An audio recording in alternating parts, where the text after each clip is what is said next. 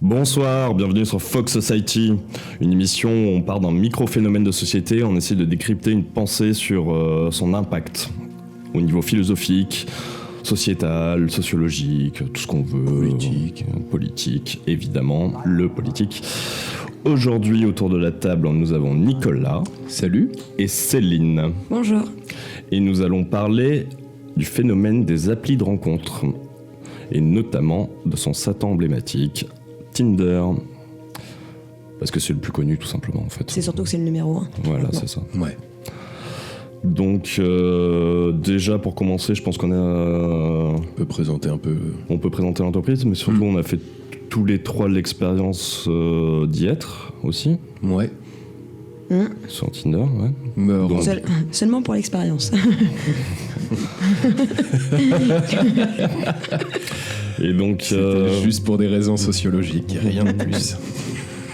Et donc on va essayer de dégager dans un premier temps, de voir à peu près la base de comment ça fonctionne cette appli, etc. Et puis après on va essayer de créer une pensée de qu'est-ce que ça crée en impact, enfin sur la société en elle-même, est-ce que ça dégage des trucs, est-ce que... Sur la manière d'interagir, l'interaction des gens entre eux, etc. Sachant qu'on va sûrement pas donner beaucoup de réponses, on va surtout créer des nouveaux questionnements, et encore une fois, on n'aura pas la prétention d'y répondre, de trouver une solution, mais on va développer une réflexion là-dessus, quoi. Ouais. Une réflexion qu'on pourra sûrement pas conclure par nous-mêmes ou définir aussi simplement. J'irai chercher vite fait une petite citation sur Wiki pour... Non, je rigole. Okay. Donc on revient à Tinder, entreprise qui a été créée en 2012. Alors, disponible dans plus de 190 pays, 50 millions d'utilisateurs, 1 million de rencontres par semaine, 4 millions d'utilisations chaque mois. Après, il y avait quoi ? Il y a 800 millions de chiffre d'affaires aussi, je t'avoue que j'ai pas trop regardé au niveau du chiffre d'affaires. Bon, ils se font une belle marge, c'est 800 millions, et en gros, ils font partie d'une entreprise qui s'appelle Match... Je sais plus quoi, Match un truc... qui réunit aussi Mythique, tout ça. Mythique, il y a Vimeo aussi, ça m'a surpris. Et j'ai noté Mythique et j'ai noté aussi Ocupid. Ouais, et comme d'habitude, fonds dans les actionnaires majoritaires, encore une fois, on a toujours ces magnifiques fonds d'investissement, toujours les mêmes, The Vanguard Group et BlackRock. Comme toujours. Il n'y a pas Facebook dedans, par exemple ? Non. Et la question qu'on compte, c'est quoi ? Si elle a fait... C'est les GAFA, du coup, c'est... Non. Non ? C'est des fonds d'investissement. D'accord, du coup, je sais pas ce que c'est. C'est des entreprises qui spéculent. Ah oui, d'accord, mais c'est connu, du coup. C'est The Vanguard Group et c'est Goldman Sachs, etc. Grosso modo, c'est des holdings financiers. Ils ont pour but de spéculer dans les boîtes et en même temps d'apporter une stratégie financière à ces boîtes-là. Et à chaque fois, ils sont partout. Netflix, et The Vanguard Group, BlackRock. Dernière fois, c'était Ubisoft, c'est pareil. Ouais. Ah oui, c'est pour ça que j'ai déjà entendu ce truc. En fait, ils sont partout. Okay. Et en fait, c'est pour ça tout simplement, quand il y a une crise du marché financier, ils s'écrasent de la gueule, parce que tout le marché s'écrase de la gueule, parce qu'en fait, c'est le même. Ils s'auto-lèchent le cul en permanence, en s'auto-finançant en permanence, donc forcément, ça... Ok. La bille est spéculative, et en gros, voilà. La bulle. La bille, là. Alors, dans les chiffres aussi, on estime qu'il y a environ 4 hommes pour une femme sur Tinder. Ok. Ce qui fait ce qui va faire une différence aussi sur l'expérience en elle-même. Il y a un rapport qui est différent entre les nanas et les mecs sur l'utilisation du truc. Et un chiffre un peu plus inquiétant, inquiétant, je ne sais pas. Je ne vais pas faire de moralité là-dessus, qui estime que vers 2040, 70% des couples se seront rencontrés sur Internet. Si, c'est inquiétant. Oui. Non, mais en fait, voilà, c'est pas. Après, c'est personnel. C'est de la on peut pas. C'est une réflexion. On peut pas créer de la morale là-dessus. L'intérêt, c'est de dégager quel impact ça aura sur la société. Sur la société et notamment dans nos comportements, en fait. Ça peut être intéressant justement d'en parler dans la deuxième partie. Enfin, l'impact et l'influence que ça. On y arrive. Hein. On reprend calmement. Oui, bien sûr. Donc Tinder. C'est une appli, on va récapituler le truc simplement. C'est une appli de géolocalisation, en gros, qui vous indique quelles sont les potentielles personnes célibataires près de vous. Ouais, ça dépend, parce que tu peux, si je dis pas de bêtises, tu peux aller jusqu'à 300 km. Oui, bon. C'est selon tes choix, quoi. Si tu choisis quand même. 300 km, ça fait Brest, quoi. Ouais, mais je veux dire, si t'es un homme ou une femme d'affaires, tu vois, et que tu voyages beaucoup, peut-être voilà, que... Bon, bref. Ouais, c'est une application de avec un principe de géolocalisation. Voilà, donc vous créez un profil dessus, vous dites votre genre, vous donnez l'info de qu'est-ce que vous recherchez comme relation en termes de hétéro, homo, etc. Et après, c'est un principe où on swipe. Donc le swipe, c'est un mouvement de doigt vers la droite ou la gauche sur le profil qu'on reçoit. Et en gros, si c'est à gauche, c'est pour dire que la personne ne nous intéresse pas. Et si c'est sur la droite, c'est pour dire que la personne nous intéresse. Exactement. Et s'il y a réciprocité, il y a match. Et donc match, ça veut dire qu'on discute avec cette personne. On peut discuter avec cette personne. Et après, l'intérêt, c'est théoriquement date, rencard, machin, etc. Donc, et voilà. Grand amour. Ça, c'est un autre débat. Donc voilà. Et donc cette appli...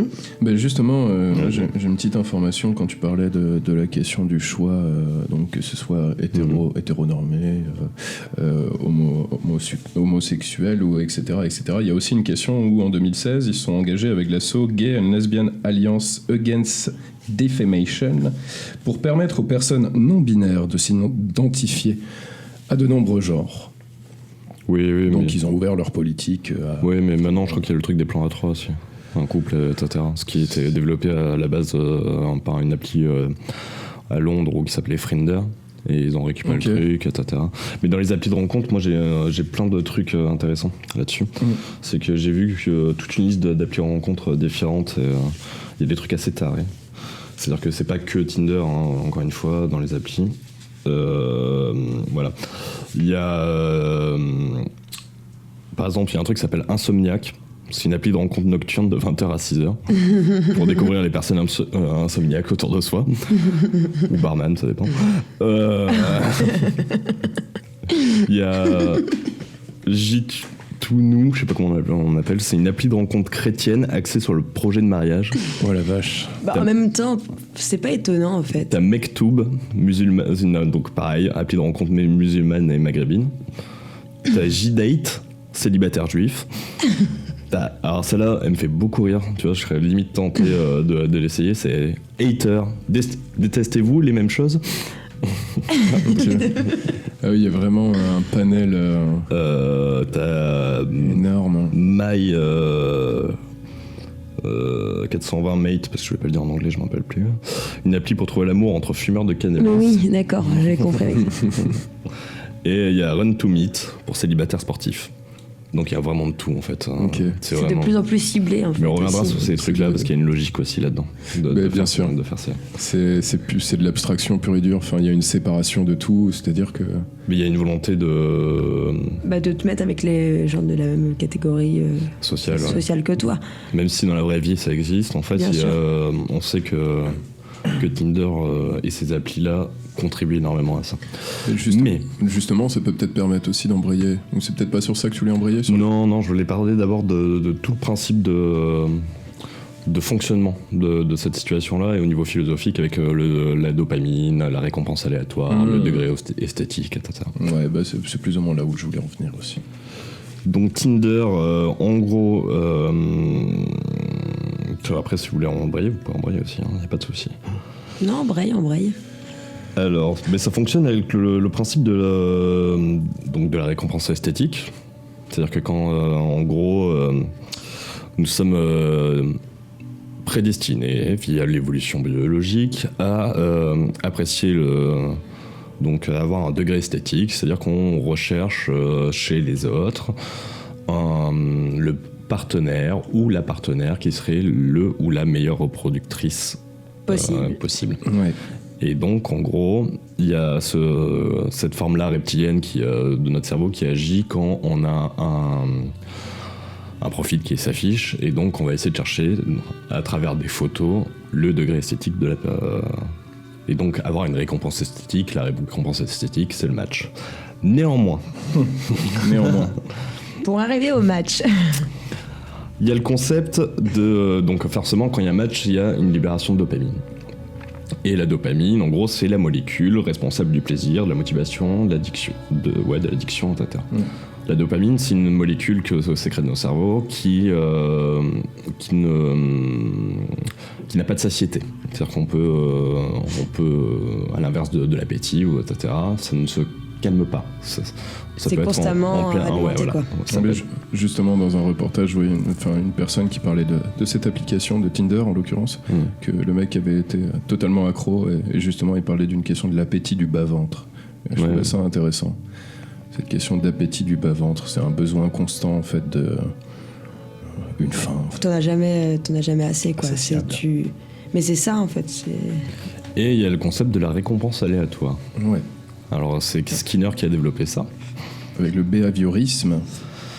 Et en gros, son expérience a été de mettre une souris, de prendre une souris de labo, quoi, de mettre un bouton et de lui donner à bouffer quand elle actionne le bouton. Donc il a remarqué que dès qu'elle actionnait le bouton, il y avait à bouffer.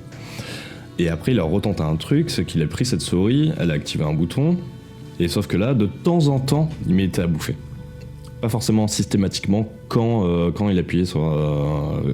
pas systématiquement quand elle avait cette récompense-là. En fait, il y a une autre étape, si je dis pas de bêtises. Donc il y a une première étape où il y a un bouton où ça donne systématiquement à manger.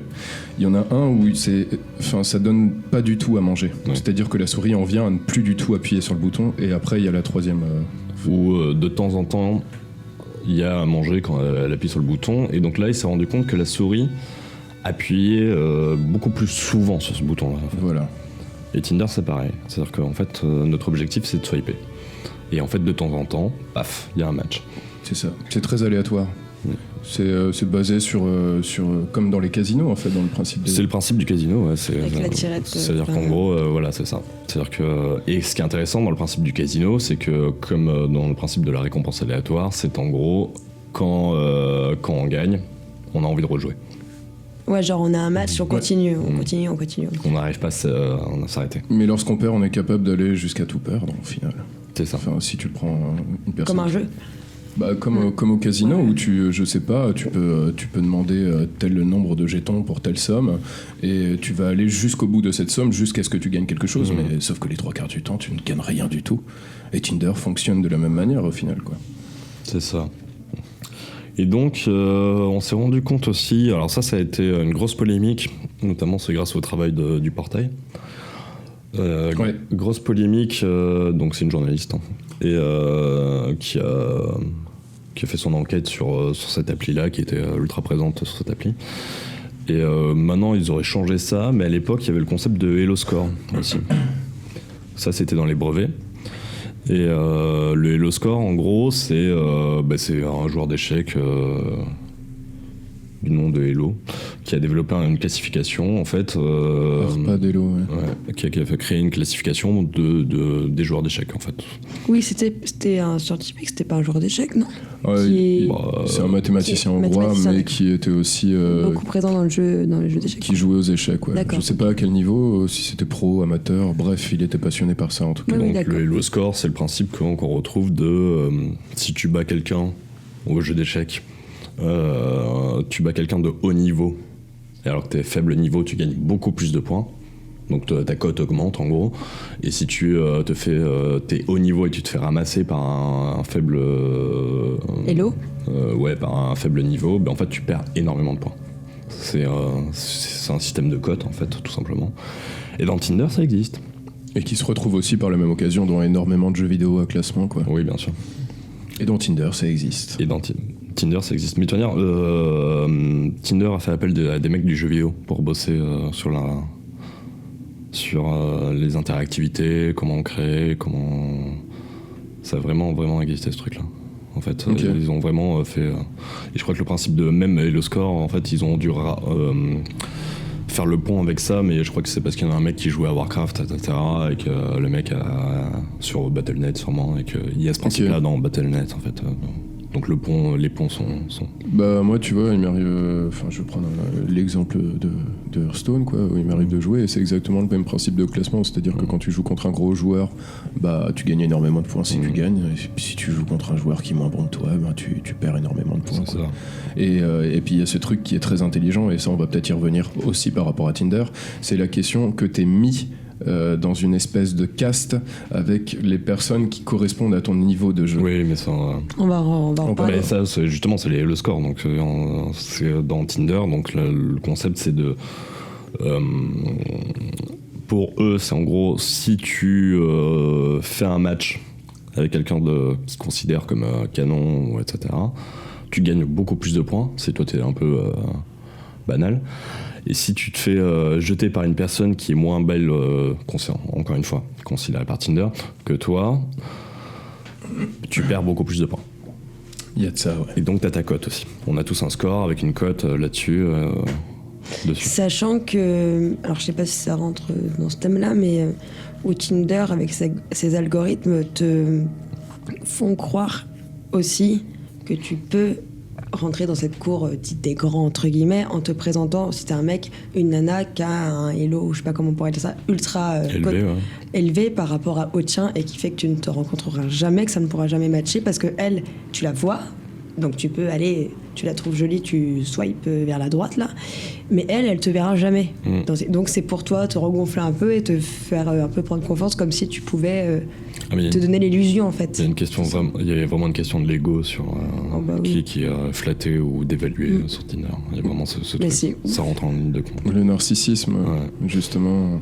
Et donc dans ces critères de notes, parce qu'on parle canon, machin, etc., mais il faut savoir qu'il y a la question de l'attractivité physique, ça, certes, mais ils arrivent à évaluer le quotient intellectuel à travers notamment nos écrits, comment on écrit, la façon dont on écrit, les mots qu'on emploie, les fautes d'orthographe, le nombre de syllabes des mots utilisés. Et ça, ils le font avec un truc qui a été développé par le système, par l'armée américaine dans les années 70. Ils arrivent à synthèse de linguistique qu'ils ont pu développer. Le niveau d'études aussi, ça. Pardon, excuse-moi. Non, je trouve juste intéressant quand tu parles de ce système développé par l'armée américaine. À la base, c'était à des fins d'espionnage. Oui, non, mais bien sûr. Je trouve ça assez rigolo. Il y a une logique aussi, hein. Bien sûr. Il y a le niveau d'études aussi qui est pris en compte. Donc en fait, on donne toujours notre niveau d'études souvent, parce quand on remplit un profil, c'est ça, c'est qu'on met des photos, on met notre emploi, notre niveau d'études, une petite biographie. Donc on donne déjà beaucoup de données pour... Sachant qu'en plus de ça, on peut s'inscrire maintenant, et de plus en plus de personnes le font avec leur compte Facebook et machin, qui fait que du coup... Si tu crois que t'as rien donné à Tinder à ce moment-là, tu les as déjà donnés à Facebook avant. Donc, en fait, tout simplement, quand tu discutes avec quelqu'un, tu fais la question fatidique que tout le monde se pose. Tu fais quoi dans la vie ? Voilà, c'est ça. Tu fais quoi dans la vie ? Donc tu réponds. Oui, mais ce que je veux dire, c'est que sur Facebook, à l'époque, en tout cas, quand on s'est inscrit, on mettait les collèges où on a été, les lycées, les universités. Et donc ça, c'est directement récupéré. Après, je me permets une digression. J'avais vu un reportage là-dessus où justement, il parlait des fake comptes. Où justement, quand tu dis t'es pas forcément obligé de donner tes réelles informations, il y en a beaucoup qui mettent une photo qui n'est pas représentative de ce qu'ils mais sont. Ça c'est des cas. Oui, ça c'est des cas. Enfin, le but c'est de comprendre la machine globale, les cas exceptionnels. Bien sûr. Et donc niveau d'études, revenus. Le revenu forcément est lié avec le niveau d'études, etc. Mais encore une fois, en plus de tout ça, sachant qu'il y a plein d'informations, l'algorithme et ses scores sont développés pour créer du sexisme. C'est-à-dire que, suivant si tu es un homme ou une nana, et c'est marqué dans le brevet, c'était marqué dans le brevet, peut-être qu'ils l'ont changé entre-temps, tu peux gagner plus de points si tu es un homme avec un niveau d'études et un bon revenu, Et tu vas gagner moins de points si tu es une nana en fait, qui a un niveau d'études élevé et un revenu en fonction de ton match, quoi. C'est-à-dire, Ben justement, je sais pas si c'est ça que tu essaies d'expliquer, mais grosso modo, le système de match favorise les couples où l'homme est supérieur à la femme. C'est-à-dire que les hommes vont rencontrer dans les personnes qu'ils auront la possibilité de swiper, des femmes qui auront un salaire ou une situation de travail qui sera inférieure à la leur. c'est ça. Ou l'âge aussi. Et par rapport aux femmes, c'est pareil. Les femmes ne rencontreront jamais sur Tinder d'hommes qui ont une situation inférieure à la leur. Elles rencontreront toujours Supérieur des ou hommes égal. qui ont... Non, toujours supérieurs. Ah ouais. L'idée, on est toujours dans... C'est très très drôle parce que dans la politique en fait de Tinder, il y a une question qui est de se positionner comme une entreprise progressiste et de dire on est ouvert à tout. La preuve tout à l'heure quand je parlais de la question de s'allier... avec l'association, que je retrouve le nom de l'asso, avec l'association Gay and Lesbian Alliance Against Defamation, pour les personnes non binaires. Donc il montre d'extérieur comme ça une politique très, très progressiste, très ouverte d'esprit, mais au final, dans les fondements même de Tinder, c'est quelque chose d'hyper conservateur et d'hyper traditionnaliste. Bah, sachant que dans le brevet, là je cite juste le brevet Tinder qui date c'est une citation de mai 2018. L'algorithme peut être configuré pour inclure le traditionnalisme en matière de genre et de matérialisme. En gros, on conserve. On conserve la norme patriarcale de l'époque. De l'époque, ouais. L'homme supérieur à la femme, les riches avec les riches, les pauvres avec les pauvres. Ce qui explique aussi une chose. Pourquoi on n'avait pas forcément de grands succès sur Tinder. Ouais, c'est peut-être pour ça aussi. C'est possible. C'est possible. Parce que niveau revenu, on n'y est pas, nous. Hein. C'est clairement, sur Rackham, ça n'a jamais été. Ah non, mais moi je comprends pas. Je vois pas leur. Tu vois pas quoi? Tu avais beaucoup de succès sur Tinder? Non, mais c'est pas une question de succès ou pas succès, c'est... Mais on en reviendra plus tard si on doit parler de nos vies perso. C'est plus moi... Un manque d'intérêt. Une fois que ça avait matché, ça m'intéressait pas du tout. Enfin... Non mais c'est pas le... C'est que je veux dire, quel rapport avec ce qu'on me disait? Oui, mais justement, je veux dire, j'ai pas eu l'impression d'avoir des mecs supérieurs à moi dans leur manière de me parler. Oui, c'est pas le but. Hein. Bah pourtant, vous dites que Ils étaient forcément... c'est pas conscient, hein, c'est pas conscientisé par toi. Quand tu le reçois, tu conscientises pas ça. C'est pas parce qu'un mec est cadre ou chef d'entreprise qu'il est très intelligent. Hein. Enfin, moi, dans ma conception de l'intelligence, en tout cas... J'avais pas de... Quand j'ai matché avec des gens, c'était plutôt des gens qui avaient l'air d'être à mon niveau social. Enfin, c'était plutôt ça. Faut avoir échangé quelques fois avec quelques... Mais après... mais bref, on s'en fiche. Sur le niveau social, c'est-à-dire que la classe moyenne existe. Non, mais c'est pour ça qu'il y a eu aussi l'âge. Il y avait l'âge aussi. Soit ils étaient plus âgés, soit ils étaient machin, soit ils avaient plus de diplômes, soit ils avaient plus de revenus. Ouais, peut-être. Et c'est pas... En fait, il y a plein de... Là, on donne que quelques critères, mais il y a plein de critères là-dedans, en fait. Ok. C'est vraiment... Et ouais, à ce niveau-là, je suis pas sûr que... je pense qu'au premier abord, quand tu discutes avec une personne, de dire cette personne-là n'a pas un revenu supérieur au mien, je pense pas qu'à travers une conversation, tu peux... Oui. Parce que c'est pas la priorité quand tu discutes de ça, en fait. C'est vraiment pas conscientisé. Hein, voilà, mais non, je pense que c'est pas représentatif. Le discours des gens n'est pas du tout représentatif de ce qu'ils gagnent. Parce qu'il n'y a pas une volonté là-dedans. Vu que le but, c'est de rencontrer quelqu'un. Et à aucun moment, c'est conscientisé de se dire que... Mais de toute manière, dans la vraie vie, ça se passe pas comme ça non plus. Quand tu rencontres quelqu'un dans la vraie vie, il ou elle va pas t'énoncer son salaire directement dans la conversation. Alors que dans les analyses sociologiques, on prouve qu'il y a toujours de la reproductibilité sociale. Oui. Il y a une tendance à. Sauf que dans la tendance à dans la vie, ce qui relève de la tendance, là il y a un truc qui est beaucoup plus contrôlé. Il y a vraiment une volonté de... Il n'y a pas de hasard, en fait. Oui, alors que dans la vraie vie, dans la vraie vie, tu peux avoir cette surprise-là, tu peux créer autre chose. Là, il y a vraiment, vraiment une reproductibilité qui est maîtrisée. Et c'est ça qui est... C'est ça qui est inquiétant, en fait, dans ce truc-là. Oui. Et quand tu parles justement de la question de hasard, c'est assez drôle de voir que,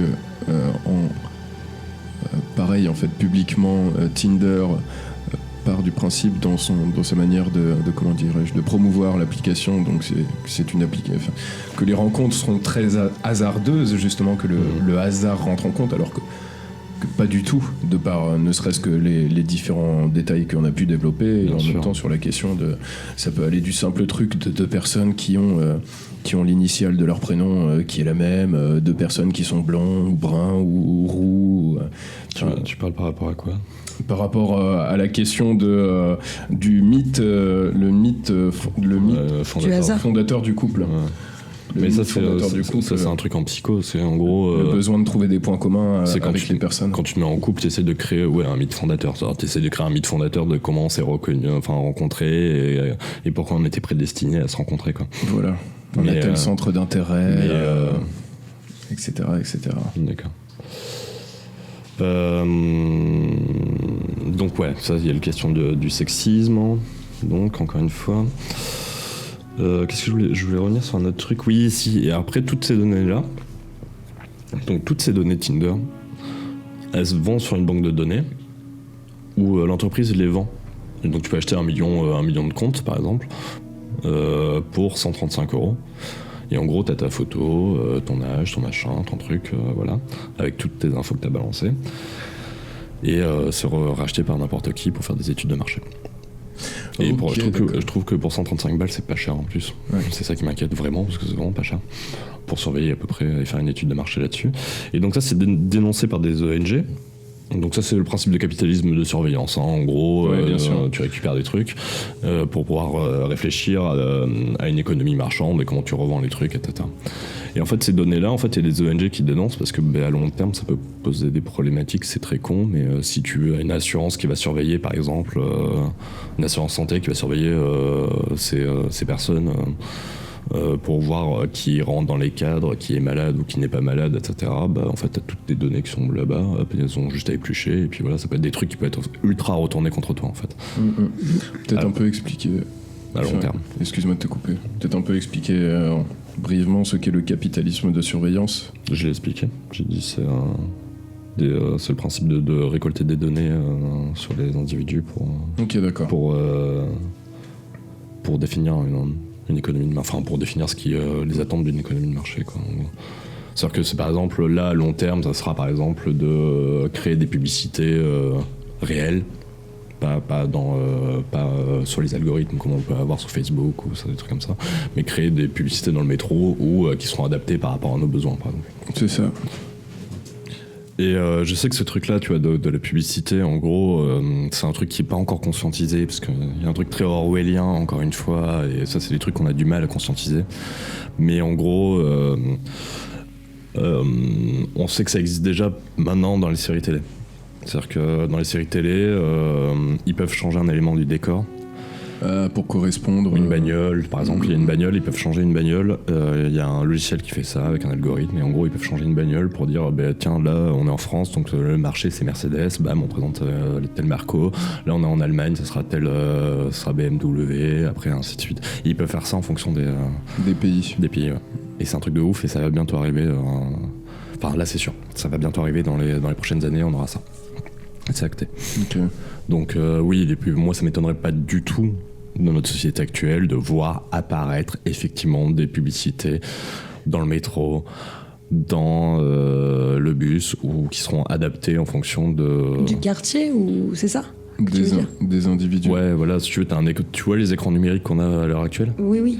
Imagine que tu passes avec ton smartphone a des données, hop, bam, et il te balance ce que tu veux en fonction de toi. Ah d'accord, oui, donc ciblé par rapport à par personne. Ouais, je sais pas si t'as remarqué déjà, nos données, en fait, nos publicités sont adaptées en fonction de ce qu'on veut sur les algorithmes, quoi. Tu fais une recherche, justement, t'es sur Tinder, hop, t'as fait une recherche sur tel truc, et bam, t'as ta pub qui arrive en fonction de ça. Mais même en règle générale, c'est pas que sur Tinder, il doit y avoir des micros, des machins partout. T'as une conversation avec tes potes, le lendemain tu vas sur Facebook, le soir même, t'as des pubs sur ce que tu viens de dire. Enfin, c'est ultra flippant. C'est un mouchard. Hein. Ton téléphone est un mouchard. Bien sûr. Dans le même principe, moi je me rappelle d'une fois où j'avais regardé une pub quelque chose, un test sur un jeu vidéo en particulier. Et quelques minutes plus tard, je vais sur Facebook et je me retrouve exactement avec ce jeu-là, enfin des publicités sur ce jeu-là, quoi. Et tu fais, non mais quoi ? Même dans les mails, j'avais vu ça il y a pas longtemps. J'ai envoyé une connerie à une copine. Et j'ai envoyé des photos en privé et je lui ai dit tiens, tu t'es déguisé tu t'es déguisé en Audrey Hepburn, déguisement acheté sur Wish. J'ai tapé j'ai écrit Wish. Vraiment, sans déconner, moins 10 secondes après, pouf, j'avais un mail de Wish. Donc c'est pour ça qu'en fait, ce genre de truc, en fait, c'est pas si étonnant. Et pour moi, ça me paraît très, très, très acceptable et imaginable de se dire qu'effectivement, Tinder, un algorithme qui réfléchit et qui génère et qui essaye de catégoriser les gens pour voir qu'ils se rencontrent entre eux et d'une certaine façon. En fait, pas que... fonction des centres d'intérêt. Voilà. Sachant que c'est encore une fois, Tinder, c'est peut-être si le but c'était vraiment de rencontrer l'amour et qu'il y aurait tout le temps de la réussite, il n'y aurait pas beaucoup de monde qui y serait dessus. Donc en gros... Pourquoi ? Mais parce qu'il y aurait pas beaucoup. Parce que dès que tu swipes sur Tinder, tu fais gagner de l'argent. Oui, d'accord. Dès que tu swipes, tu fais gagner de l'argent à l'entreprise. Donc, si forcément l'objectif final, ça serait que tout le monde trouve l'amour, il n'y aurait pas beaucoup de swipes. Donc, il n'y aurait pas beaucoup de revenus. Ok, d'accord, ok. Donc, Tinder ne marcherait pas. C'est un business de la solitude. C'est pas un business de la rencontre. Hein. Après, il y a quand même des cas où ça faut pas. Oui, non, mais voilà. Il y a des cas où ça fonctionne, mais je pense que sur les millions de personnes qui utilisent Tinder... J'allais faire un point Godwin. J'allais dire, il y a des nazis qui sont très sympas, mais... Non, mais ce que je veux dire, c'est que... c'est peut-être pas approprié, quand même. Non, le point de Godwin, annihilation de la raison. Ce que je veux dire, c'est que, je suis tout à fait d'accord avec ce qu'on dit, là. C'est pas le problème. Oui, alors, qu'on récapitule bien le truc, c'est effectivement, dans tout ce qu'on dit, il y a toujours des exceptions. Oui. Ça, il y a évidemment des exceptions. Mais la tendance globale... Ouais, voilà, c'est ça. Sur une généralité, je pense pas, que... Sachant qu'on n'a pas précisé un truc, encore une fois, c'est que t'as aussi la publicité. Enfin, la publicité. Non, c'est pas ça que je veux dire. T'as aussi Tinder Gold. Et Tinder Gold, en gros, c'est un truc où tu achètes pour avoir plus de fonctionnalités. Pour avoir plus de fonctionnalités et de visibilité. Et surtout de plus de visibilité. C'est-à-dire qu'en gros... Moi, c'est là où j'ai vraiment percuté le truc, c'est que je me suis dit, si t'as plus de visibilité, c'est-à-dire qu'en gros, tu fais une publicité de toi, de ton profil. C'est-à-dire qu'en fait, tu te sponsorises presque, en fait. Mais c'est ça. C'est-à-dire qu'en fait, tu dégages un espace publicitaire de ton moi qui est, en fait, relève de l'offre et de la demande, en fait. Là, on est sur la marchandisation des corps, en fait. Complètement. C'est-à-dire qu'on rentre sur l'offre et la demande. C'est-à-dire qu'on est des gens qui se mettent sur un marché. Bien sûr. Et on a tous un capital érotique. C'est-à-dire que ça,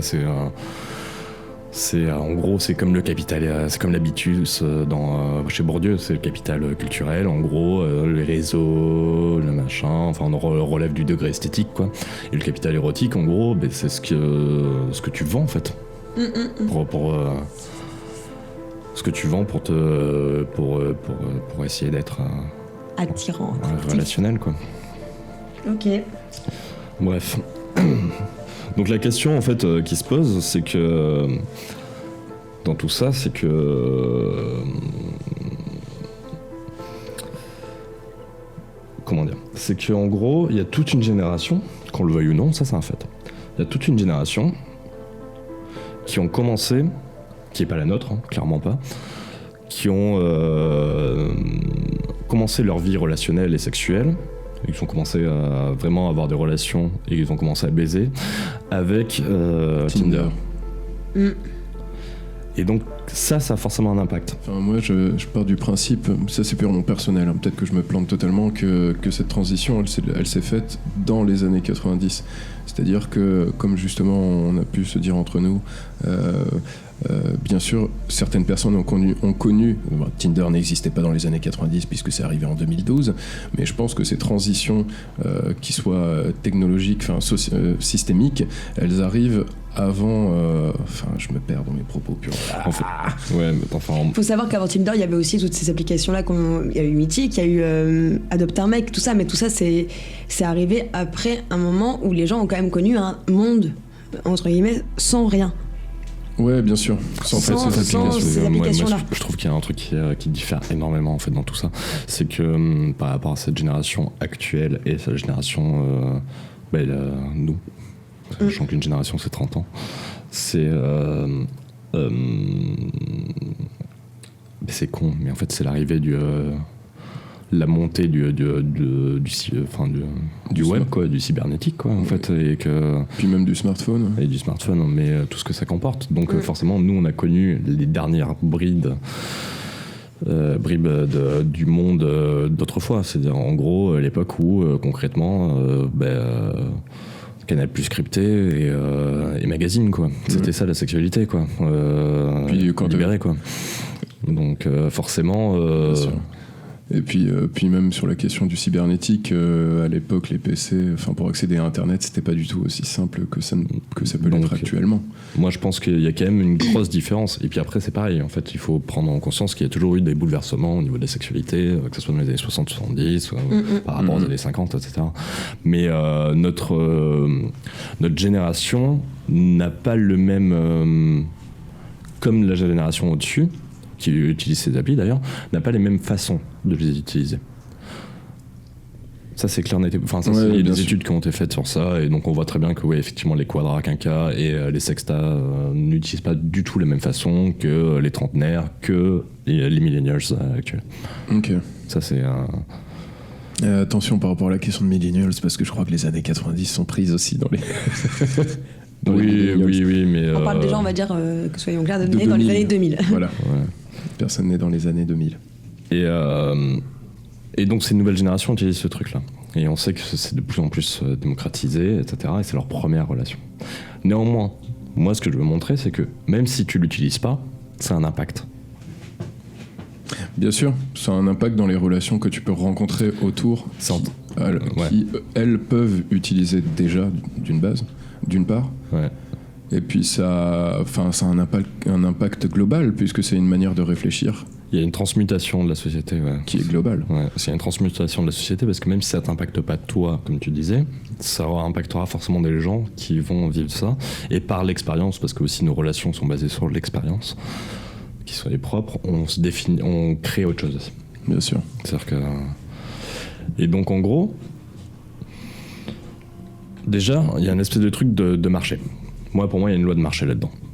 C'est-à-dire qu'en gros, à partir du moment où tu crées un profil, c'est-à-dire que tu dois mettre ton image en valeur. Donc tu dois te mettre en valeur. Donc tu crées une offre. Bien sûr. Et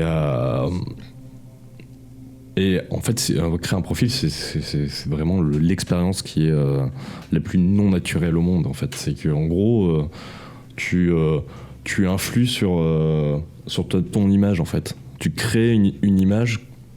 Tu te crées une carte fiche, une fiche sur toi, en fait. Tu te la crées. T'as une influence sur la conscience ta conscience de toi, si tu veux, et t'influences cette image-là. C'est-à-dire que déjà, il y a plus une logique de c'est les autres qui te définissent ou c'est les autres qui ont une perception de toi. Là, c'est toi par rapport à toi. Là, on est sur un truc qui relève de l'individualisme, tu vois, sociétal.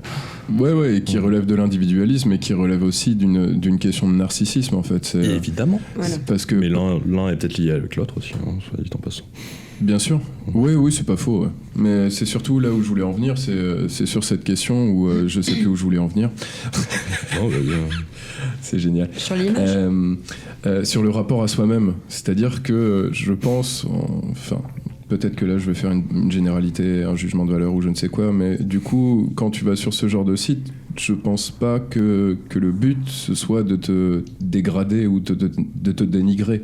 Donc l'image que tu amènes à travers ce genre de site, c'est une image plus positive peut-être que celle que les gens pourraient avoir de toi-même. C'est ça en fait, c'est-à-dire que c'est pas qu'une en tout cas que ce soit conscient ou inconscient, c'est pas ça, hein, tu vois. Je vois que tu as l'air pas d'accord. Non. Mais en fait que ce soit conscient ou inconscient, effectivement, à partir du moment où tu te mets sur le marché, c'est un marché, hein, c'est un marché de la baise ou de la relation, comme tu veux, mais bon, c'est devenu voilà. Et oui, pour moi c'est un marché de la baise aussi. Ouais. Oui, mais tu te crées une image d'offre. Bien sûr. Donc et qui n'est lié qu'à l'esthétique, voilà. Et c'est très rare que quand tu te crées une image, tu te montres. Mais c'est comme Facebook, tu vas pas montrer les moments où en fait tu vas être dans le dur, tu vas pas montrer le moment où tu t'es en train de gerber en soirée, tu vas montrer les moments où t'es bien. Ouais, bien sûr. Positivement. Mm-hmm. Mais comme c'est très bête, je pense que en dehors, bon là je déborde de la question de Tinder, mais en dehors de ça, admettons quand tu rencontres une personne pour la première fois, je pense que lorsque tu cherches à plaire à cette personne, tu vas pas forcément lui montrer les côtés négatifs de ta personnalité, et c'est ça aussi qui va créer la désillusion au fur et à mesure qui peut créer de la désillusion au fur et à mesure de la relation. Alors ça, c'est des trucs qui sont propres à chacun, oui. Dans la vraie vie, parce que moi, je préfère être directement montré. Oui, mais t'as toujours une part de séduction. Mais bien sûr, mais ça c'est la question encore de l'offre. C'est-à-dire alors là, on revient sur du Goffman, c'est la mise en scène de la vie quotidienne, et donc forcément, tu vas être acteur et jouer sur tes codes de représentation pour pouvoir. Exactement. Mais si tu en as conscience, tu peux être naturel. Tout simplement. Oui, mais faut-il encore juste vite fait pour revenir là-dessus, faut-il encore par exemple là tu es en train de citer Goffman, faut-il encore avoir conscience de ces choses-là, chose qui n'est pas forcément donnée à tout le monde, je pense. Ouais, mais si tu veux, en fait, dans la vraie vie, quand tu rencontres quelqu'un en vrai, et pas tu rencontres quelqu'un, tu fais un profil et après tu matches et après tu dates, tu rencontres un contexte aussi. Tu la rencontres dans un contexte. Tu la rencontres dans une situation. Tu vois une personne avec un physique, une gestuelle, avec. Puis il y a une interaction sociale tout autour aussi. Voilà, c'est ça. T'as une identité complexe qui est là. Oui, bien sûr. Qui est complète aussi. Tu vois, dans le sens. T'as pas seulement un truc genre une espèce de mise en scène de l'image, quoi. T'as pas une mise en scène de 3 photos statiques, etc., plus un discours articulé. Et on sait très bien qu'avec les études sur le langage, en fait, tu peux... C'est facile. En fait, si t'as les outils, c'est facile. Si t'as les outils. Voilà. Tout le monde n'a pas forcément les outils pour être capable de comprendre et de jouer au comportementaliste, si tu veux. Ouais, mais le problème, c'est d'avoir des outils. C'est pas la question de si ou tu n'as pas, mais la question, c'est de pouvoir... Avoir des outils et contrôler le truc. Après, pour moi, ce que je voulais juste revenir par rapport aux images, tu parlais de se créer une fiche pour se vendre, en fait, à travers une photo, tout ça.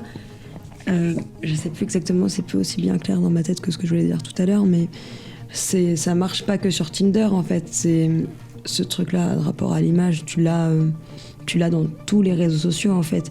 Que ce soit, surtout, par exemple, avec Facebook ou Instagram aussi. À partir du moment où tu montres une photo de toi que tu as choisie, ça serait vraiment hypocrite, je pense, un petit peu hypocrite, je pense, de dire que si tu as 50 personnes qui ont liké ta photo, ça te fait pas un tout petit peu plaisir, même si tu peux dire que tu t'en fous et tu le fais pas pour ça parce que cette photo te plaît, que tu as envie de la mettre. Voilà, il y a quand même toujours un truc d'ego et c'est pas lié que seulement.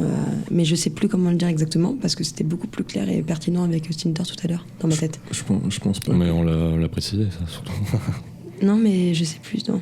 Mais la question de la vanité, en fait, là, moi je reviens toujours sur le thème, mais la question de la vanité, en fait, est présente psychologiquement. Dans Tinder. Que ce soit sur les réseaux sociaux ou numériquement, on a toujours ce truc-là. Là, ce qui est intéressant, c'est de partir de cette appli-là pour dégager est-ce que ça a un impact sur le vrai monde, en fait, entre guillemets. Le monde numérique a-t-il un impact sur le vrai monde ? Bon, oui, ça on sait, mais est-ce qu'à l'heure actuelle, il n'y a pas cette question-là aussi de quel impact cette image qu'on vend, qu'on offre, etc. Oula, je commence à m'emmêler. Cet impact de cette image-là qu'on a, en fait, elle a je sais qu'elle joue aussi sur la société actuelle. On accepte beaucoup moins Bon, ça a toujours été comme ça, le regard des autres a toujours été présent au niveau sociétal, ça c'est un truc qui ne changera pas. Mais peut-être que les capacités d'échec, par exemple, la non-acceptation de l'échec, la non-acceptation de l'erreur, est beaucoup moins enclin à l'heure actuelle, je trouve, notamment dans les relations, est beaucoup moins présente, et surtout la question du conflit est beaucoup moins présente qu'autrefois. Attends, la non-acceptation ou l'acceptation de l'échec ? L'acceptation. Ouais, d'accord. Oui, je pense, et pourtant c'est quelque chose de super important en fait. Parce qu'il faut échouer aussi pour apprendre. Sauf que cette question de l'échec, elle est de moins en moins présente. Mais dans tout, hein. Là, on parle des applications, mais ça peut être dans n'importe quelle initiative que tu peux prendre. Dès lors qu'il y a un échec, c'est considéré comme... Enfin, je sais pas comment ça se passait avant, mais c'est compliqué. Ben oui, mais en fait, si, il y a un impact forcément, parce que en fait, quand t'as un conflit, une conflictuelle, en fait, c'est un couple à l'époque. En fait, là, à l'heure actuelle, il y a un truc, c'est que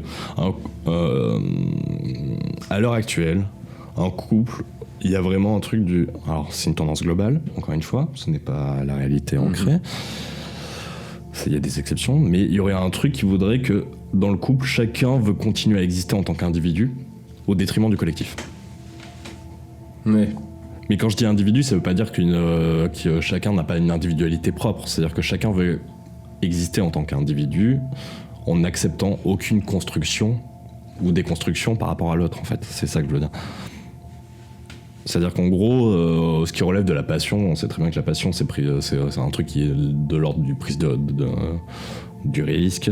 C'est accepter que, en gros, tout ton état passif qui est enclin à enfermer chez toi, l'autre puisse déconstruire ça, et surtout l'éveiller, quoi, le relever, quoi. Ouais, c'est ça. C'est-à-dire que tout t'aider à déconstruire ça plus que déconstruire en lui. Faire prendre conscience de trucs que toi tu ne peux pas maîtriser ou que tu refoules, et tout d'un coup qui émerge parce que il se passe quelque chose, et en gros que la nuit devient jour et le jour devient nuit, quoi. Et c'est beau. Non, mais en gros, il y a un truc, il y a une phrase comme ça, il y a quelqu'un qui a dit dis-moi que tu m'aimes et je te dirai qui tu es. Voilà. Oui, je vois ce que tu... Mais c'est très intéressant parce que du coup, ça amène aussi sur la question de perte de contrôle, l'acceptation de perdre le contrôle. Ah, mais il y a clairement une question de contrôle, vu qu'il y a clairement une question de maîtrise, vu qu'on maîtrise tout. C'est ça. Il y a un truc qui est très conscientisé sur la maîtrise, en fait, sur je suis perturbé par la lumière. J'ai besoin de lumière.